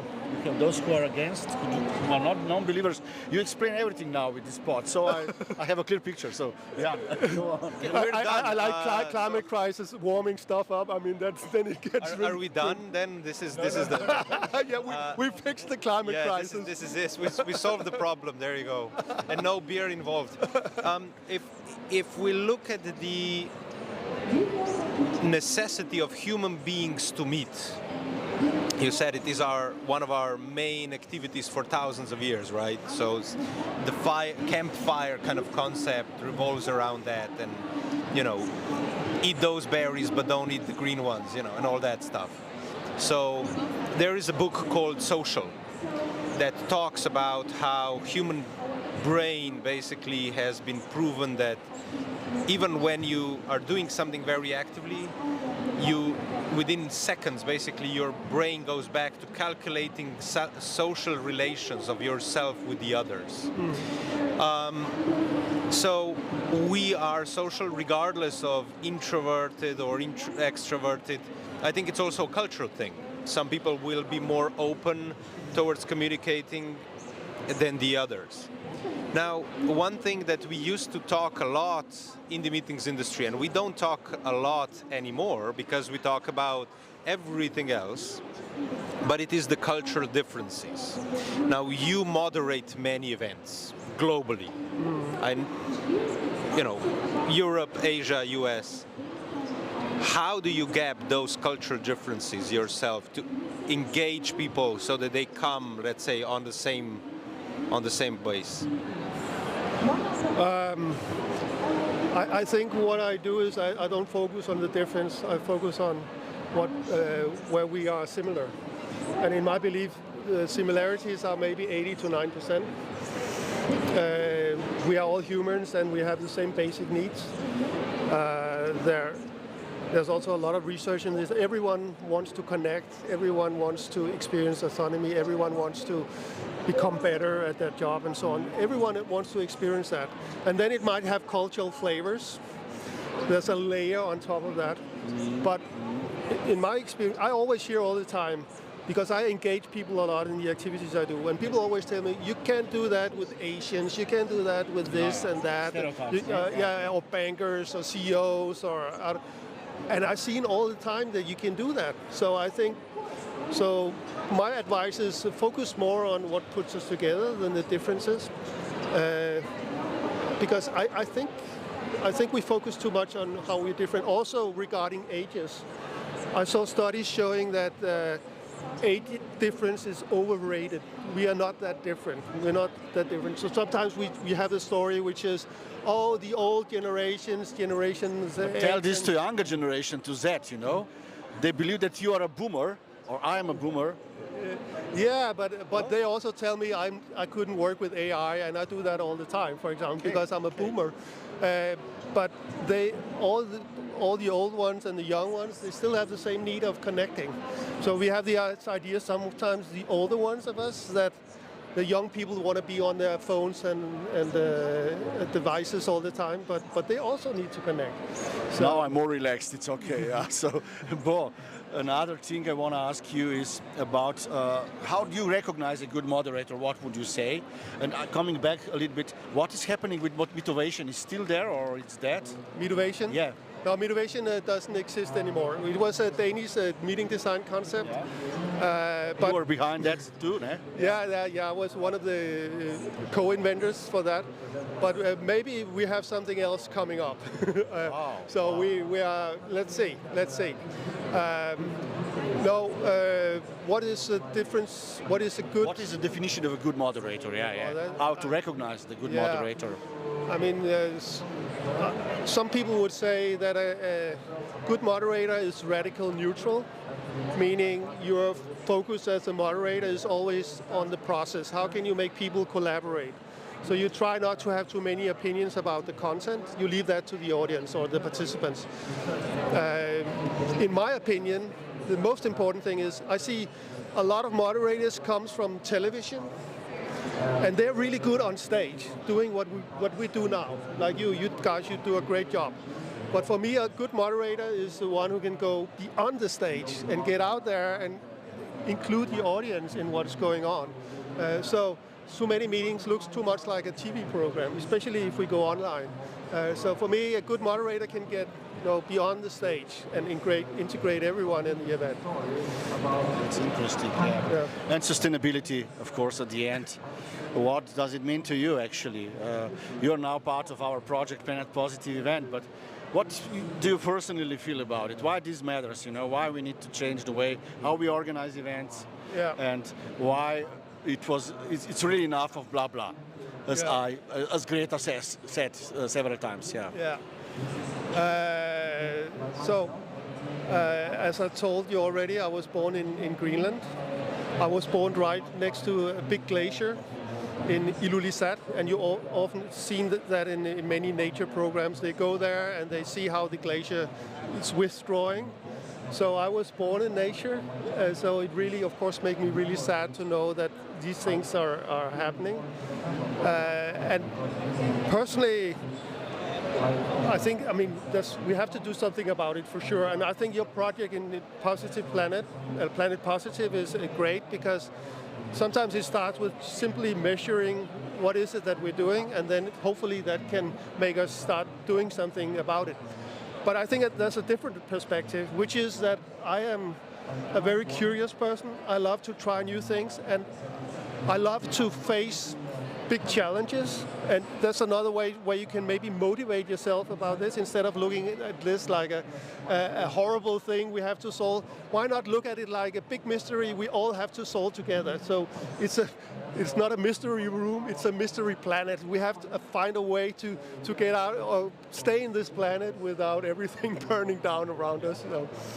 I'll ask you a provocation a little bit. Yeah, do that. Because it's a mystery to me. So the COP event gets its name by Copenhagen. Yeah. And we know that the idea of sustainable development, decarbonization was in its essence, right? And then COP just happened or is happening.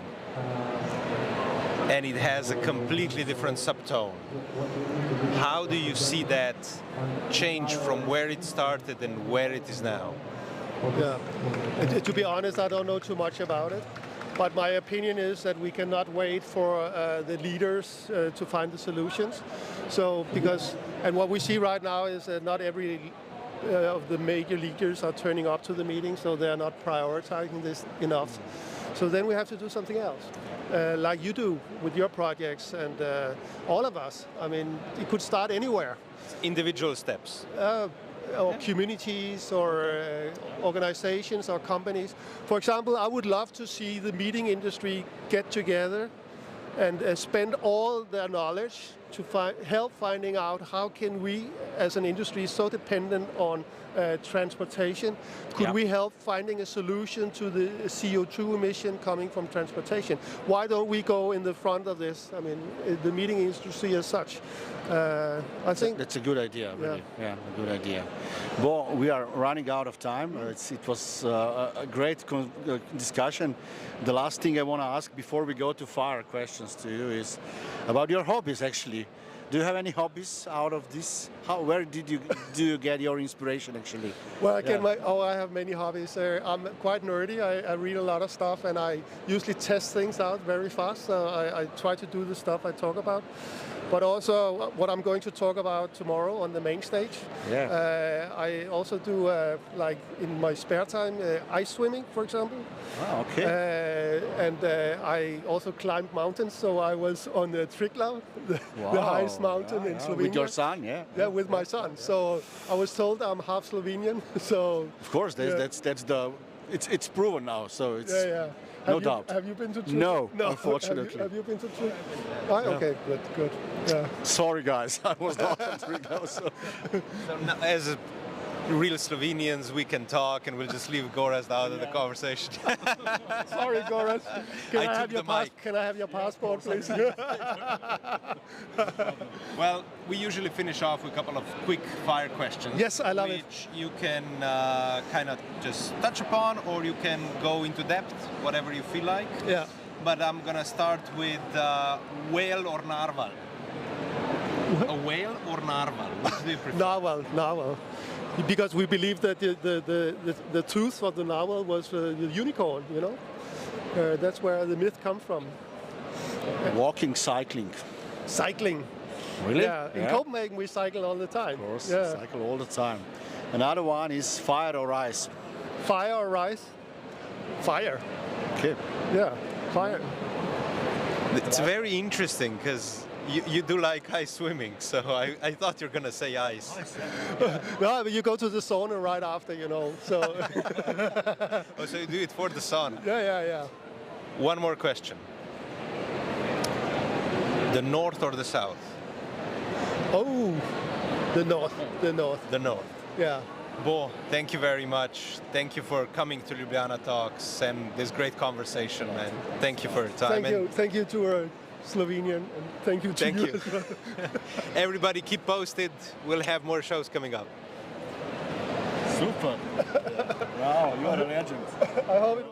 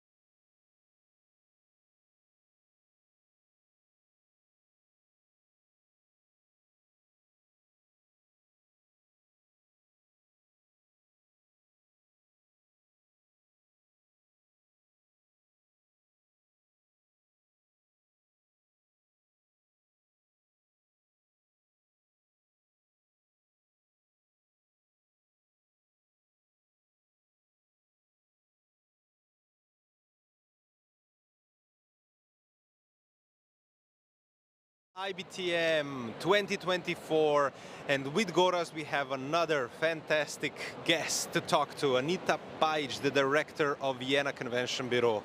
Welcome to Ljubljana Talks. Thank you very much. I'm very happy to be here. We're not just going to talk about Ljubljana, of course not. We can talk about Vienna. Vienna, of course, being a role model to Ljubljana in so many ways. But before we go into that, how does it feel stepping into the shoes of two Christians that were before you running the Convention Bureau? Actually, when I accepted the offer, I wasn't thinking that there were two Christians before me, and I wasn't aware that I'm the first female being in the role of the director of the Viennese Convention Bureau. I'm full of respect, I'm full of excitement, I'm full of also being happiness, actually really happiness and privileged to have that role and have the responsibility. As you said, Vienna is very much respected for the position it has in tourism and in the convention area, and at the same time I really feel that the people are really looking very carefully what will happen with the destination, so I feel privileged and very much respectful for the position. Yes. Yes, congrats for your new position. Thank you. But on the other side, it's a big responsibility. I agree with that, because for the last 14 years you were #1 according to Meeting Experience Index without any serious competition.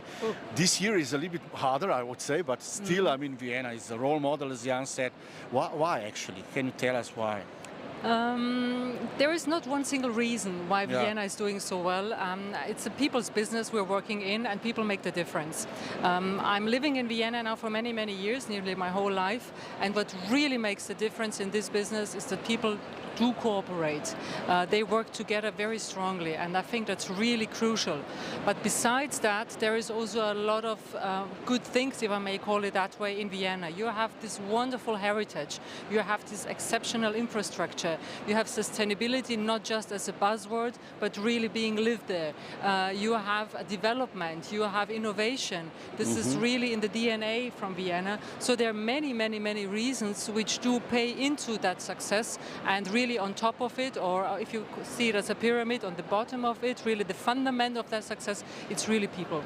People make the difference. Amazing. Can you tell us a little bit more about the structure of your convention bureau? How many people works in your bureau? Because this is also a benchmark for others, for those struggling with the staff and resources. Maybe we can learn something from your case. Well, if my boss is listening, I need more people.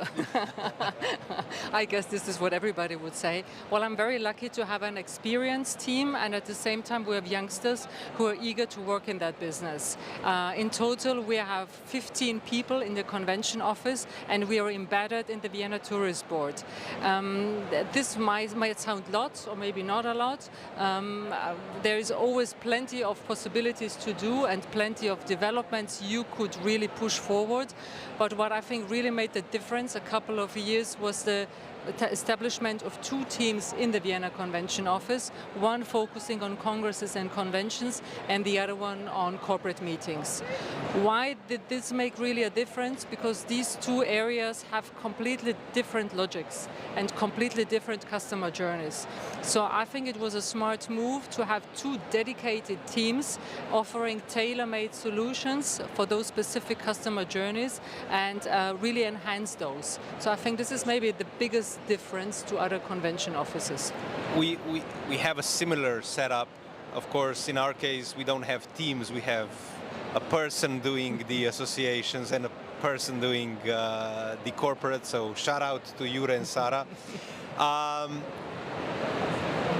Where would you then put a sporting event?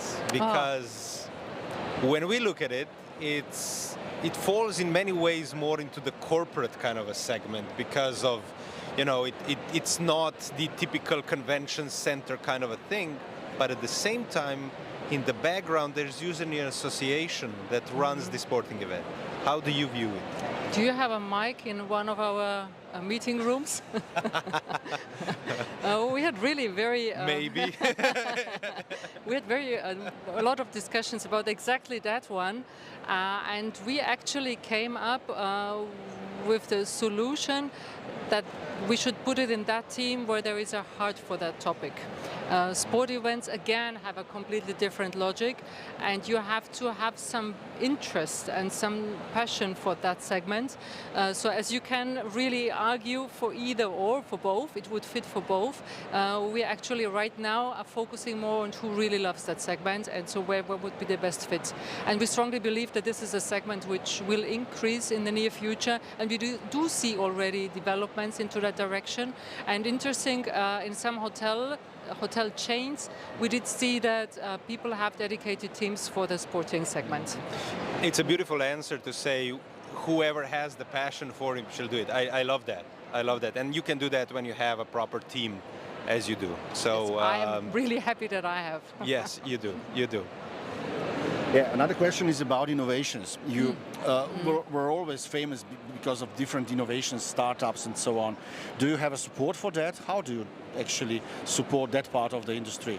I remember some periods with, I don't know, 5, 10 completely new companies entering the market with some crazy stuff, you know.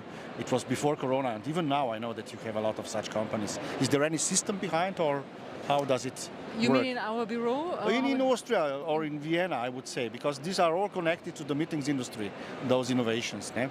Yeah. In our area, we do differentiate between fundamental and incremental innovation, how we develop as a destination. I think you need to have both. You need to have the improvement, which is really the incremental improvement constantly, but there also need to be fundamental innovation, really kind of hopefully a little bit disruptive innovation, and you need both to really succeed. In Vienna, there are actually two companies, if I may call it that way, who are finding solutions for the destination, and they seek for opportunities globally who could be the best fit for Vienna, and they support them in various ways. There are fundings to support them. There is an organization in Vienna to support them with people moving to Vienna, helping them with the bureaucracy which needs to be done, and so on and so on. Again, you need to have the combination of different areas. Another thing I want to ask you is, but I will start with another perspective. I love this comparison. When some of the old, some friend of mine went to Kornati Islands, he asked one Barbara, old Barbara, why is this so beautiful actually? And he said, because it's a little bit more than nothing, you know, which is a definition of beauty. Am I right? But I'm coming to the brand now of Vienna. The brand is so strong. I mean, it's amazing. You never actually detour to, I don't know, something which is out of the box. I would say the message is always the same about Vienna. Is there any strategy behind that this works so heavily, I would say, on the market? And yeah, Vienna is a little bit more than nothing, but yeah, you know what I mean. A little bit philosophical question, I know. Yeah. It is. Sorry. No, all good. I like the connection with the Kornati Islands, and it's amazing. There is, we would say, nothing in our perspective, but there is a lot. Yeah. There is a lot. It's such a rich surrounding, and in Vienna, I think what really makes what my colleagues really did excellent in the brand development. They always reinvented it, and at the same time it didn't feel like a hard break. It felt like normal. It felt like organic, and at the same time it always kept relevance. And I think that's really the clue of excellent brand work, to stay relevant for so many decades constantly, and the competition hasn't gotten less, it got even more over the last few years, and at the same time really keep the heritage.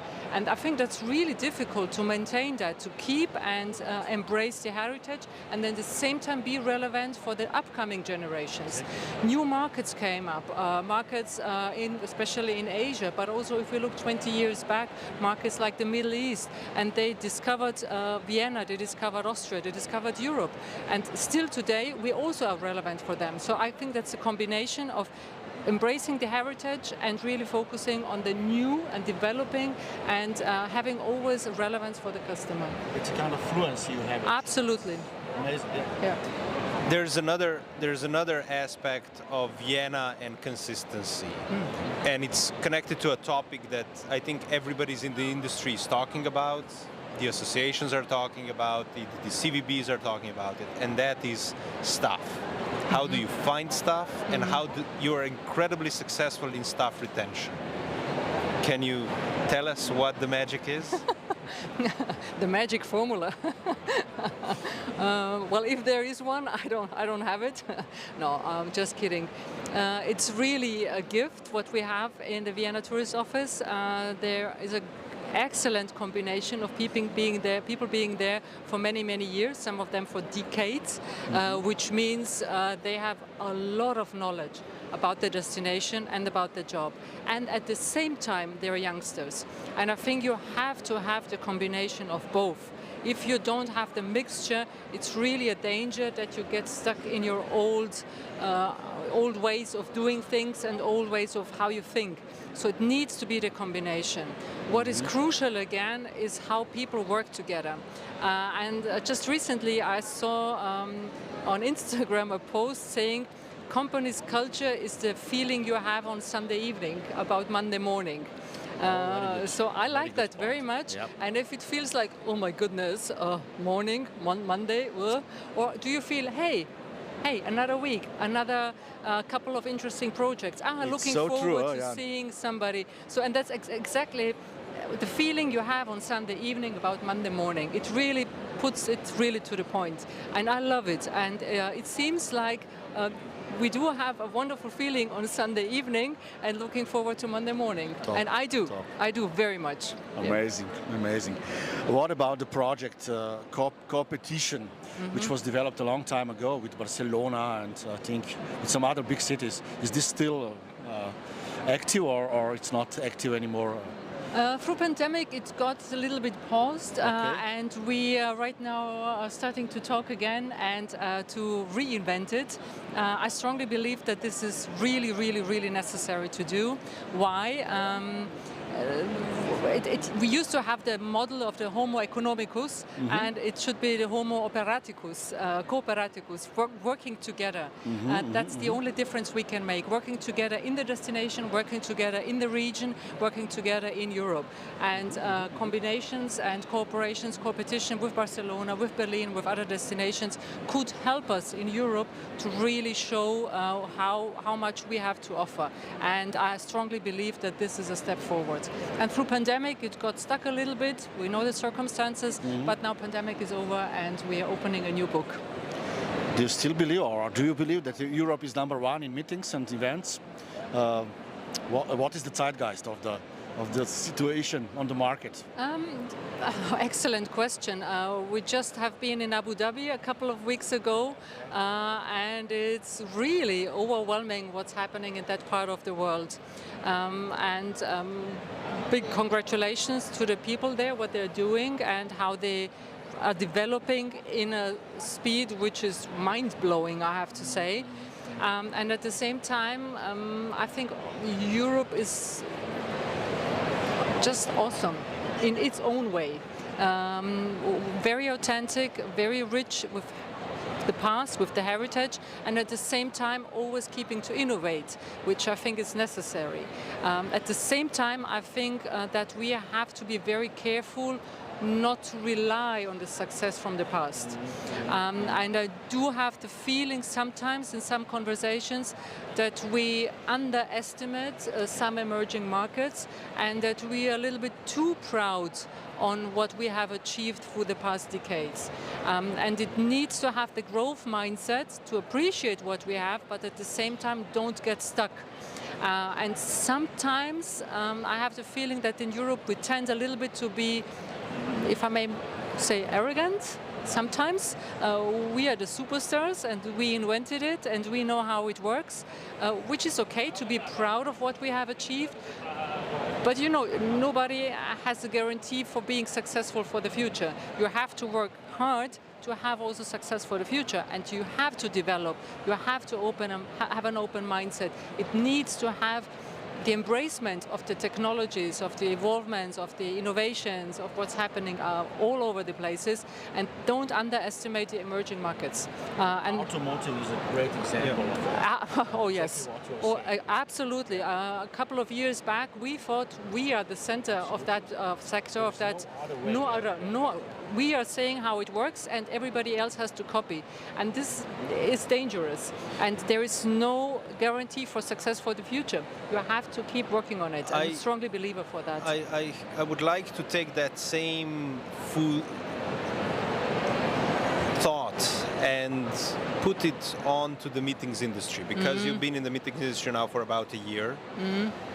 We met at IMEX, so you basically have gone through the entire cycle almost of a year of how convention bureaus operate and most of the main activities and so forth. And because you come in a fresher way, where do you see we should make changes as an industry?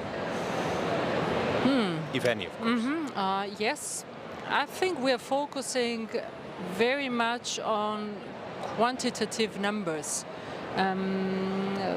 Whenever is somebody asking, it's the question about how many meetings, how many congresses, how many participants, what is the economic value, do we have more euros today than we had yesterday, do we have more participants today than we had yesterday, do we have more participants than any other continent, we're counting numbers. And I think that's very limited, and yes, it is important, but it's limited. And there is much more behind our sector which is completely ignored. And there was one conversation which really touched me. It was in the very beginning of my new role with a Congress organizer. And there was a doctor in that conversation, and we're talking about, okay, why are you doing what you're doing? And he told me a story about a congress he was organizing, and there was a panel. They were talking about very specific disease. I don't remember the name anymore. And afterwards, one of the attendees came to him and said, well, this is exactly a case I have with one of my patients in a hospital in New Zealand.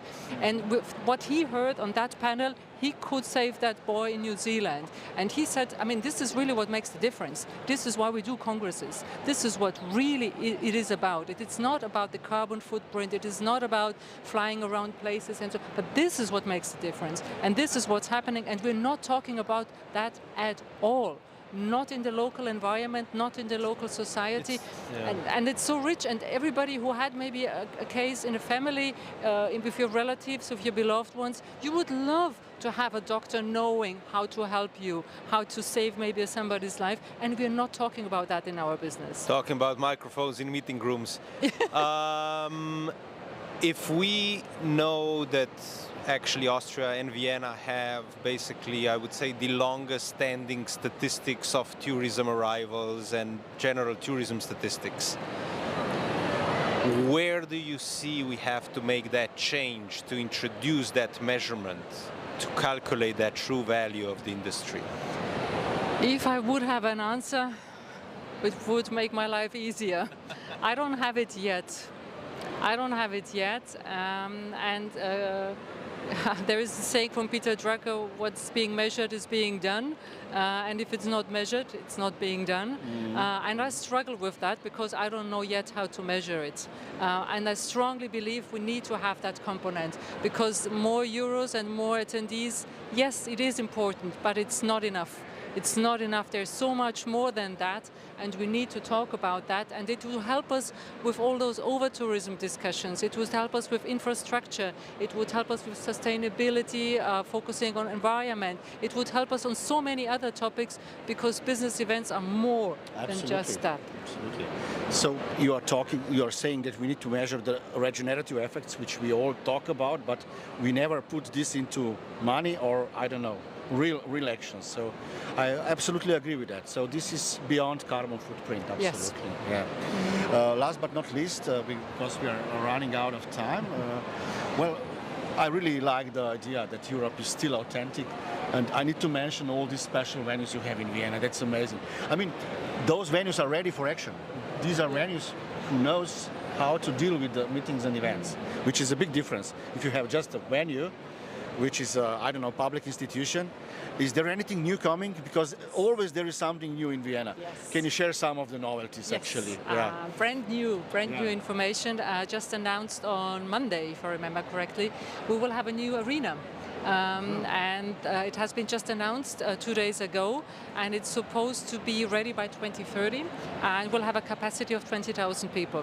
So this is the new kid on the block, and we are very much looking forward to that. And this will be just an excellent space for so many different occasions, sporting events included, but also concerts and much more. And at the same time, the existing venues are always developing and always enhancing. Of course, technology is relevant to all of them, and they invest, which I think is crucial and important and helps the destination. But this is kind of hot news from the press. Top. Yeah. And if I ask you why Vienna in 3 words, what would you say to me? Just in 3 words. Oh my goodness, in 3 words. This is difficult, I know. Oh, that's difficult, really. Okay, in 3 words. Excellence, I would say. It's innovation and being professional. Professionalism, to be it in 3 words. Yeah. Anita, thank you very much. Before we finish, we usually finish off with a couple of short questions. Oh, so okay. they're like fire questions. Okay. You can just answer, or you can develop your answer as well. Okay. So the first I would like to ask you is the mountains or the sea? Sea. Being born in Dalmatia in Šibenik, of course. It's illogical. Although I love the mountains, I have to say, I love them. But if I have to decide, it's the sea. Yeah. My one is working from home or office? Office. Office. Can you elaborate this a little bit? I like to have people around me. I love the team, I love the exchange, and I think you can't do exchange in a virtual space. It is helpful, but you don't feel people if you're in a home office. So definitely the office. Espresso or Wiener Melange? Melange, Wiener Melange. Train or car? That's the last one. Oh my goodness, that's a difficult one. If I'm alone in my car and I can really hear loud music, it's the car. Otherwise, it's the train. What kind of music? No, we'll finish that. So thanks, Anita, for being our guest. So it was amazing. Ljubljana Talk once again. Stay tuned. We are coming back in 5-10 minutes. And see you soon. Thank you. Hvala Thank lijepa. you. Hvala. Super, evo. You saw we didn't follow it. No.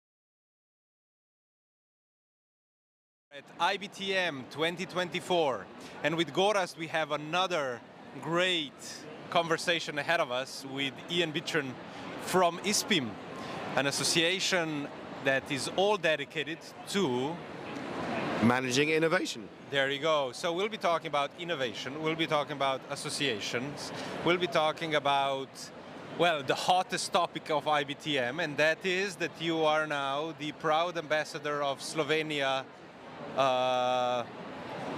forever to be. There you go. Apparently it's for life, I heard. Yes, it is. It's for life. As long as you have that crystal award you were given, you are the official Congress ambassador of Slovenia. So there you go. Thank you. Well, it's proud of place. It's on the mantelpiece at home, so I look at it from where I sit all the time. But that's when I'm at home. That's what I wanted to say. How you don't look at it often, do you? Well, you know, I do when I'm at home. So I'm very proud to be the ambassador for you guys. Slovenia is a magnificent country, and small but beautiful, and Ljubljana, obviously, the most beautiful city in the world. That's what I wanted to ask, of course. Yeah. Is Ljubljana really the most beautiful city in the world?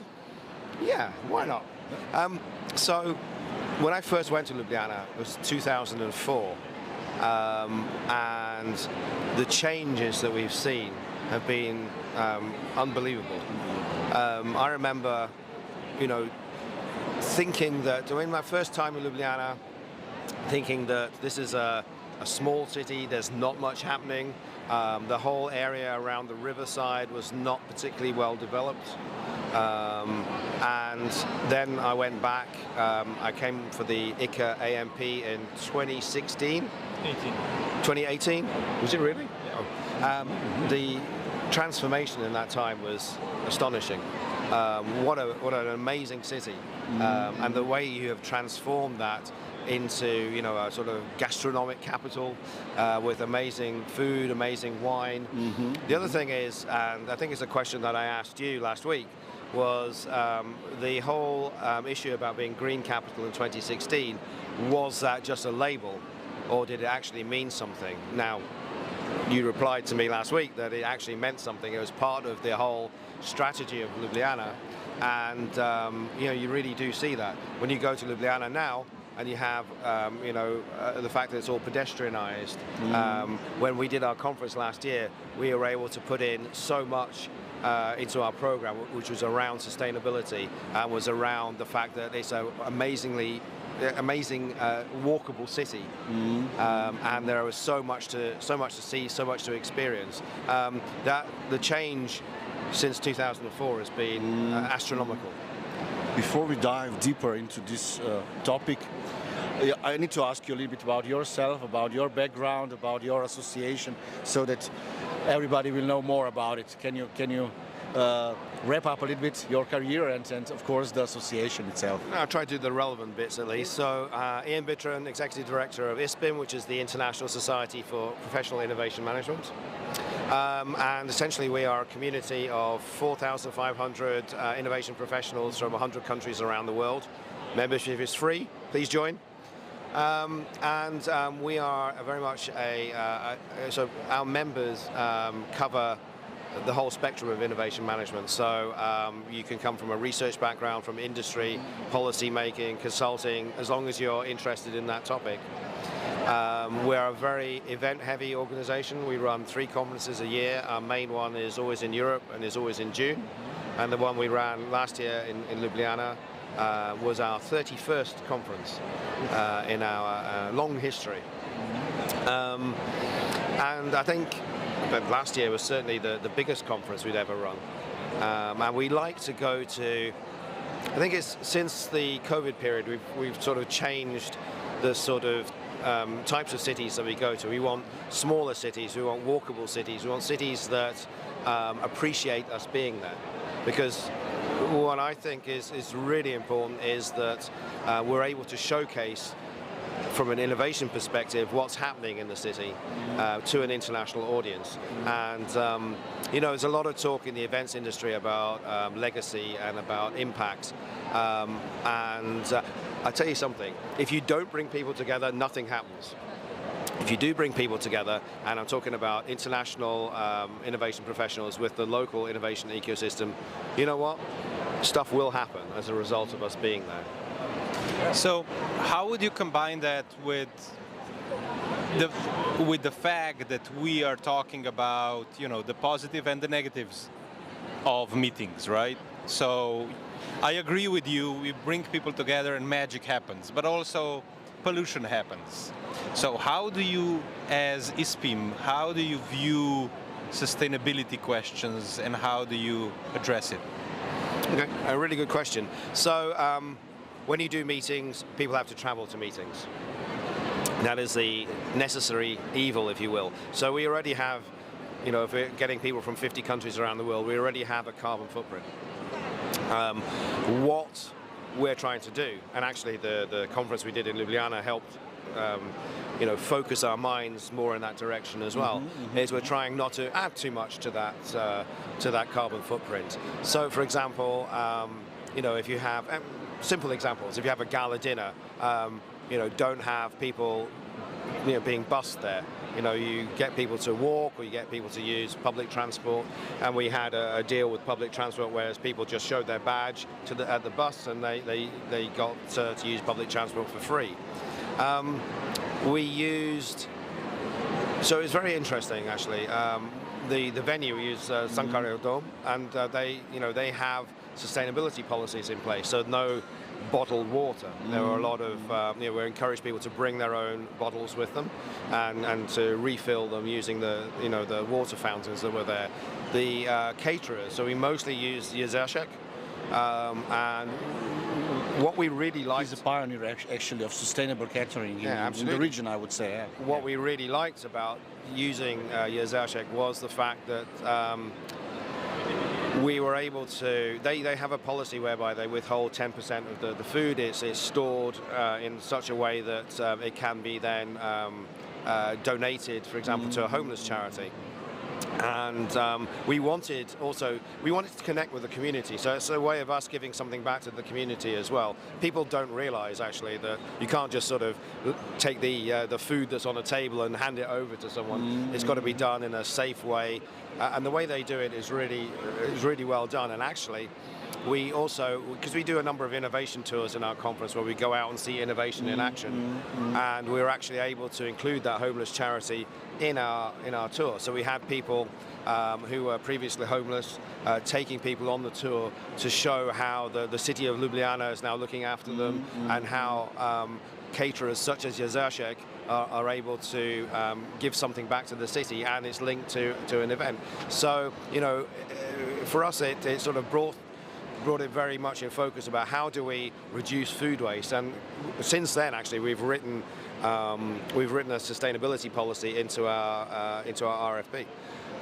And it's interesting, I actually got an email yesterday from another association asking us about sustainability and about what we have in our RFP. So obviously I was able to send her what we put in, and that's been something that we added as a result of being in Slovenia, because you have this focus on sustainability and on being green, and you actually do it. It's not greenwashing, you actually do it in real life. And that's what's so impressive, because I'm sorry, there are many destinations that do a lot of greenwashing. Yeah, that's a big problem, but I will come to that from another point of view. You know, a lot of associations are now media houses too, you know, so you are producing a lot of content for your members and so on. How is this happening in your case, you know? Are you doing a lot of that, you know? So to maintain this community, to make this community stronger, you know, or I don't know, even to create your own media, you know, at the end of the day. Well, I dressed as a dragon, if that helps, and we did a whole video where I walked around your city dressed as a dragon, and we used that. Obviously, the dragon, for those who people don't know, is a symbol of Ljubljana, and the reason we did that was to show off the city, show off different venues, and to use that as the starting point for our conference. So it was a bit of humor in it as well, yeah, I mean, I got to dress up for 4 hours and walk around the city. No, listen. We could look at it from the point of view that, you know, people come to our conference because of the content. that's quite a naive way of thinking about things. Yeah, it's legitimate. Right, so yes, so people, we run scientific-based events. People need an excuse to come. They need to get a ticket, and the ticket is that they submit a paper or an industry case study. It gets approved through our approval system, and then they get a ticket to the conference. Well, actually, they've got to buy a ticket to the conference. What we also need to do, which is really important, is to sell the destination. The destination is a huge factor in all of this. And if we don't sell the destination, then people might say, you know what, I'll skip it, I'll come next year. And what I found is that Ljubljana was a real draw. And we were able to pick up on a lot of the facts, a lot of stuff around sustainability, a lot of stuff around good wine. You do have great wine. And you know, if people wanted to be active, you have mountains galore as well, and the sort of the lifestyle that people have. So we were able to pick up on the sort of small is beautiful. You know, it's a small country that punches well above its weight, and we were able to sort of use that when we were trying to promote the destination. And I guess since COVID, that's become really quite important, because you know, people had 2 years of imprisonment and they want to get out and they want to meet people. You know, we still have to meet, you know, and we have to meet in person. Yeah. People still need to have real experiences, and you know, we were able to do that in Ljubljana especially. People really love the destination. They really love the fact that we're able to do sustainable events, and they love the food and drink. Well, you touched on something there that I love to comment, and that is that, you know, you are very much connected with the meetings industry. You are at many industry events. You know, you are present. You are very active as an association, but also with other associations. Now, within the meetings industry, what we see is there are a lot of industry events happening. We would sometimes say too many. There's new events popping up. The calendar is, you know, only as big as it is. We have events that are overlapping. Is that also the case with your association? How do you see that? There are a lot of meetings, of course. We don't have any real competitors as such. Just because our field is, I mean, it's quite strange. It's innovation management. It's about as broad as it gets. But it's also, we're the only real association that does that. There are some in the US, for example. What we find is that there are probably in our field too many meetings. You know, our door has always been open. We always like to collaborate with others. However, that's, you know, people are quite protective of their environment. They're quite protective of their, you know, what it is that they do, and they always say it's quite different to what we do. I tell you something though. What is interesting is that collaborations can happen in a different way. So, you know, a good friend of mine, John Bruno, he runs the International Ecotourism Society, and we're collaborating. We're collaborating on our next event. He is very much interested in innovation in sustainable tourism. You know, obviously we have the innovation angle. He comes from the ecotourism perspective. So he's going to run a track in one of our next conferences, which we're running in Bergen next year. So it's interesting how obviously we're not competitors, but we are the sort of, you know, on the innovation side, that's what he's looking for. He's looking to get insights from delegates that come to our conference from the innovation perspective, and so we can use that to talk about ecotourism. So I think that that doesn't mean we have fewer events. It just means that our events become richer, I think, in content. Ultimately, will we end up having fewer events? I don't know. It depends on how willing people are to collaborate and to run events together. For those who do not know that, can you tell us more about your decision process? How do you decide actually as an association for the next location? And yeah, why? You explained already about the second-tier destinations, smaller cities and so on. Can you share some interesting facts and figures for the future? So how do we do? You can just say, you know, you only go in Europe where CityDNA, you know, EU CVB network is there, or they're members of CityDNA or something like that, you know. How do we decide? That's a very good question. So, what's important for us is to connect with the city and the region or the country that we're in. Without that connection, we wouldn't go to a destination. And so for us, it's really important to connect with the innovation ecosystem in the country or the region, city that we're in, because we want to showcase what's happening in that innovation space to the outside world, to an international audience. And it's not just the people who are attending the conference, it's also our reach is tens of thousands of people. So if we are not able to do that, then we would not go to that particular destination. So for us, you know, the first people we contact is always the Convention Bureau, and without the Convention Bureau, and we view very much the connection as being a partnership. And actually, you know, getting us to sort of sign that contract, getting us to the city is just the start of the project. We look at... I agree with that, yeah. We look at, you know, you shouldn't just then disappear. You know, you're there, and you were, throughout the conference, and then after the conference. You know, what have we learned? How can we bring back other events? How can we measure what actually, you know, as a result of our conference taking place in the city of Ljubljana, how can we measure what happened as a result of that? And, you know, that's where, you know, sometimes it's difficult to measure, but, you know, you ask people what's happened as a result of doing the conference there. You know, all I know is if you don't connect people, nothing happens. So by connecting people, things do happen.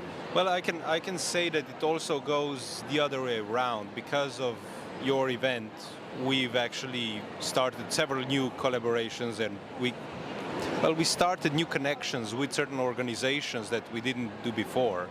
I know, you know, because you by organizing the activities for the conference, we connected you with certain organizations that became your partners, and I think that's very relevant. And the visibility of the conference was actually huge within the city. And I mean, if nothing else, the opening of the event was great, and you did manage to bring the kids from the local school to sing. We did. I mean, that was an interesting start to the conference. So, good friend of mine, obviously someone who's known, I think, in the industry a bit, a guy called Brian Allen. Brian runs a company called Rock Your Business, and what Brian does is he energizes conferences. Okay, so this is my latest thing, which is why when we start conferences, why do we torture people, right? Why at the first coffee break are people on Amazon looking how to you know, buy rope and razor blades? Because a lot of conferences just do that, and you know, the question is, you know, after, how do you get people going to that coffee break wanting to stay at your conference? Mm-hmm. So what we did with Brian was, Brian is Scottish, he's a singer, a singer-songwriter, lives in Poland.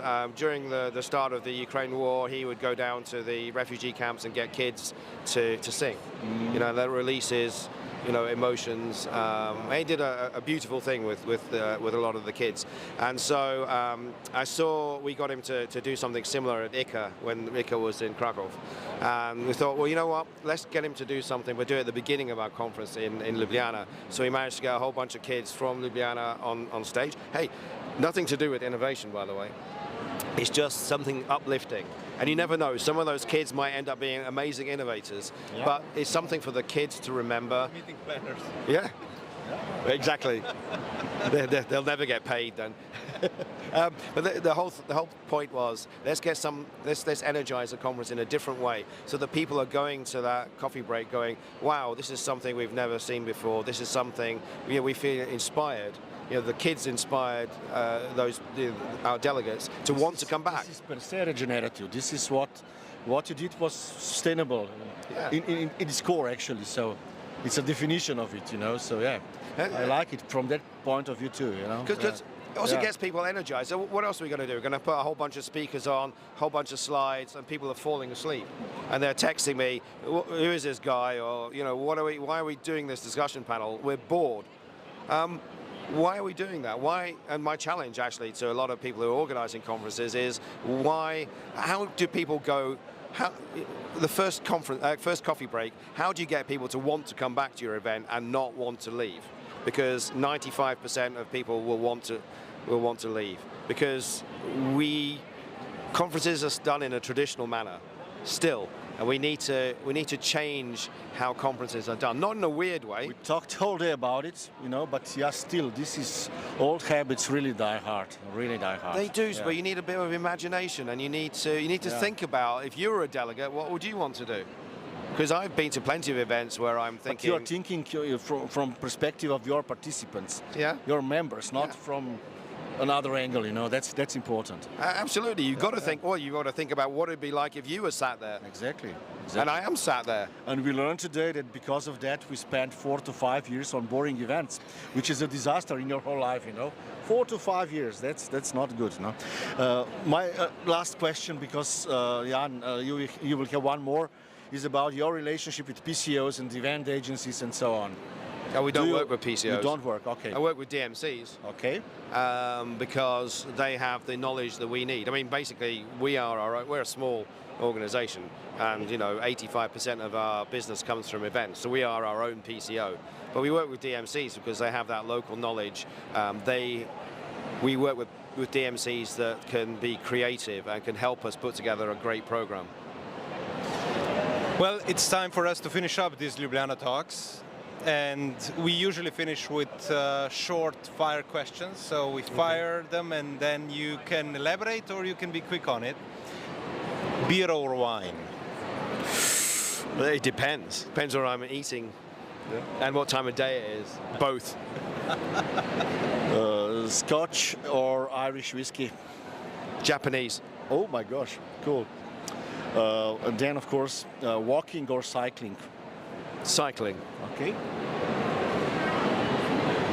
I'm gonna ask you like this: apple or pineapple? Pineapple. Can you elaborate? More exotic. More exotic. Thank you very much, Ian, for doing this talk with us. Can I make one more point? Sure.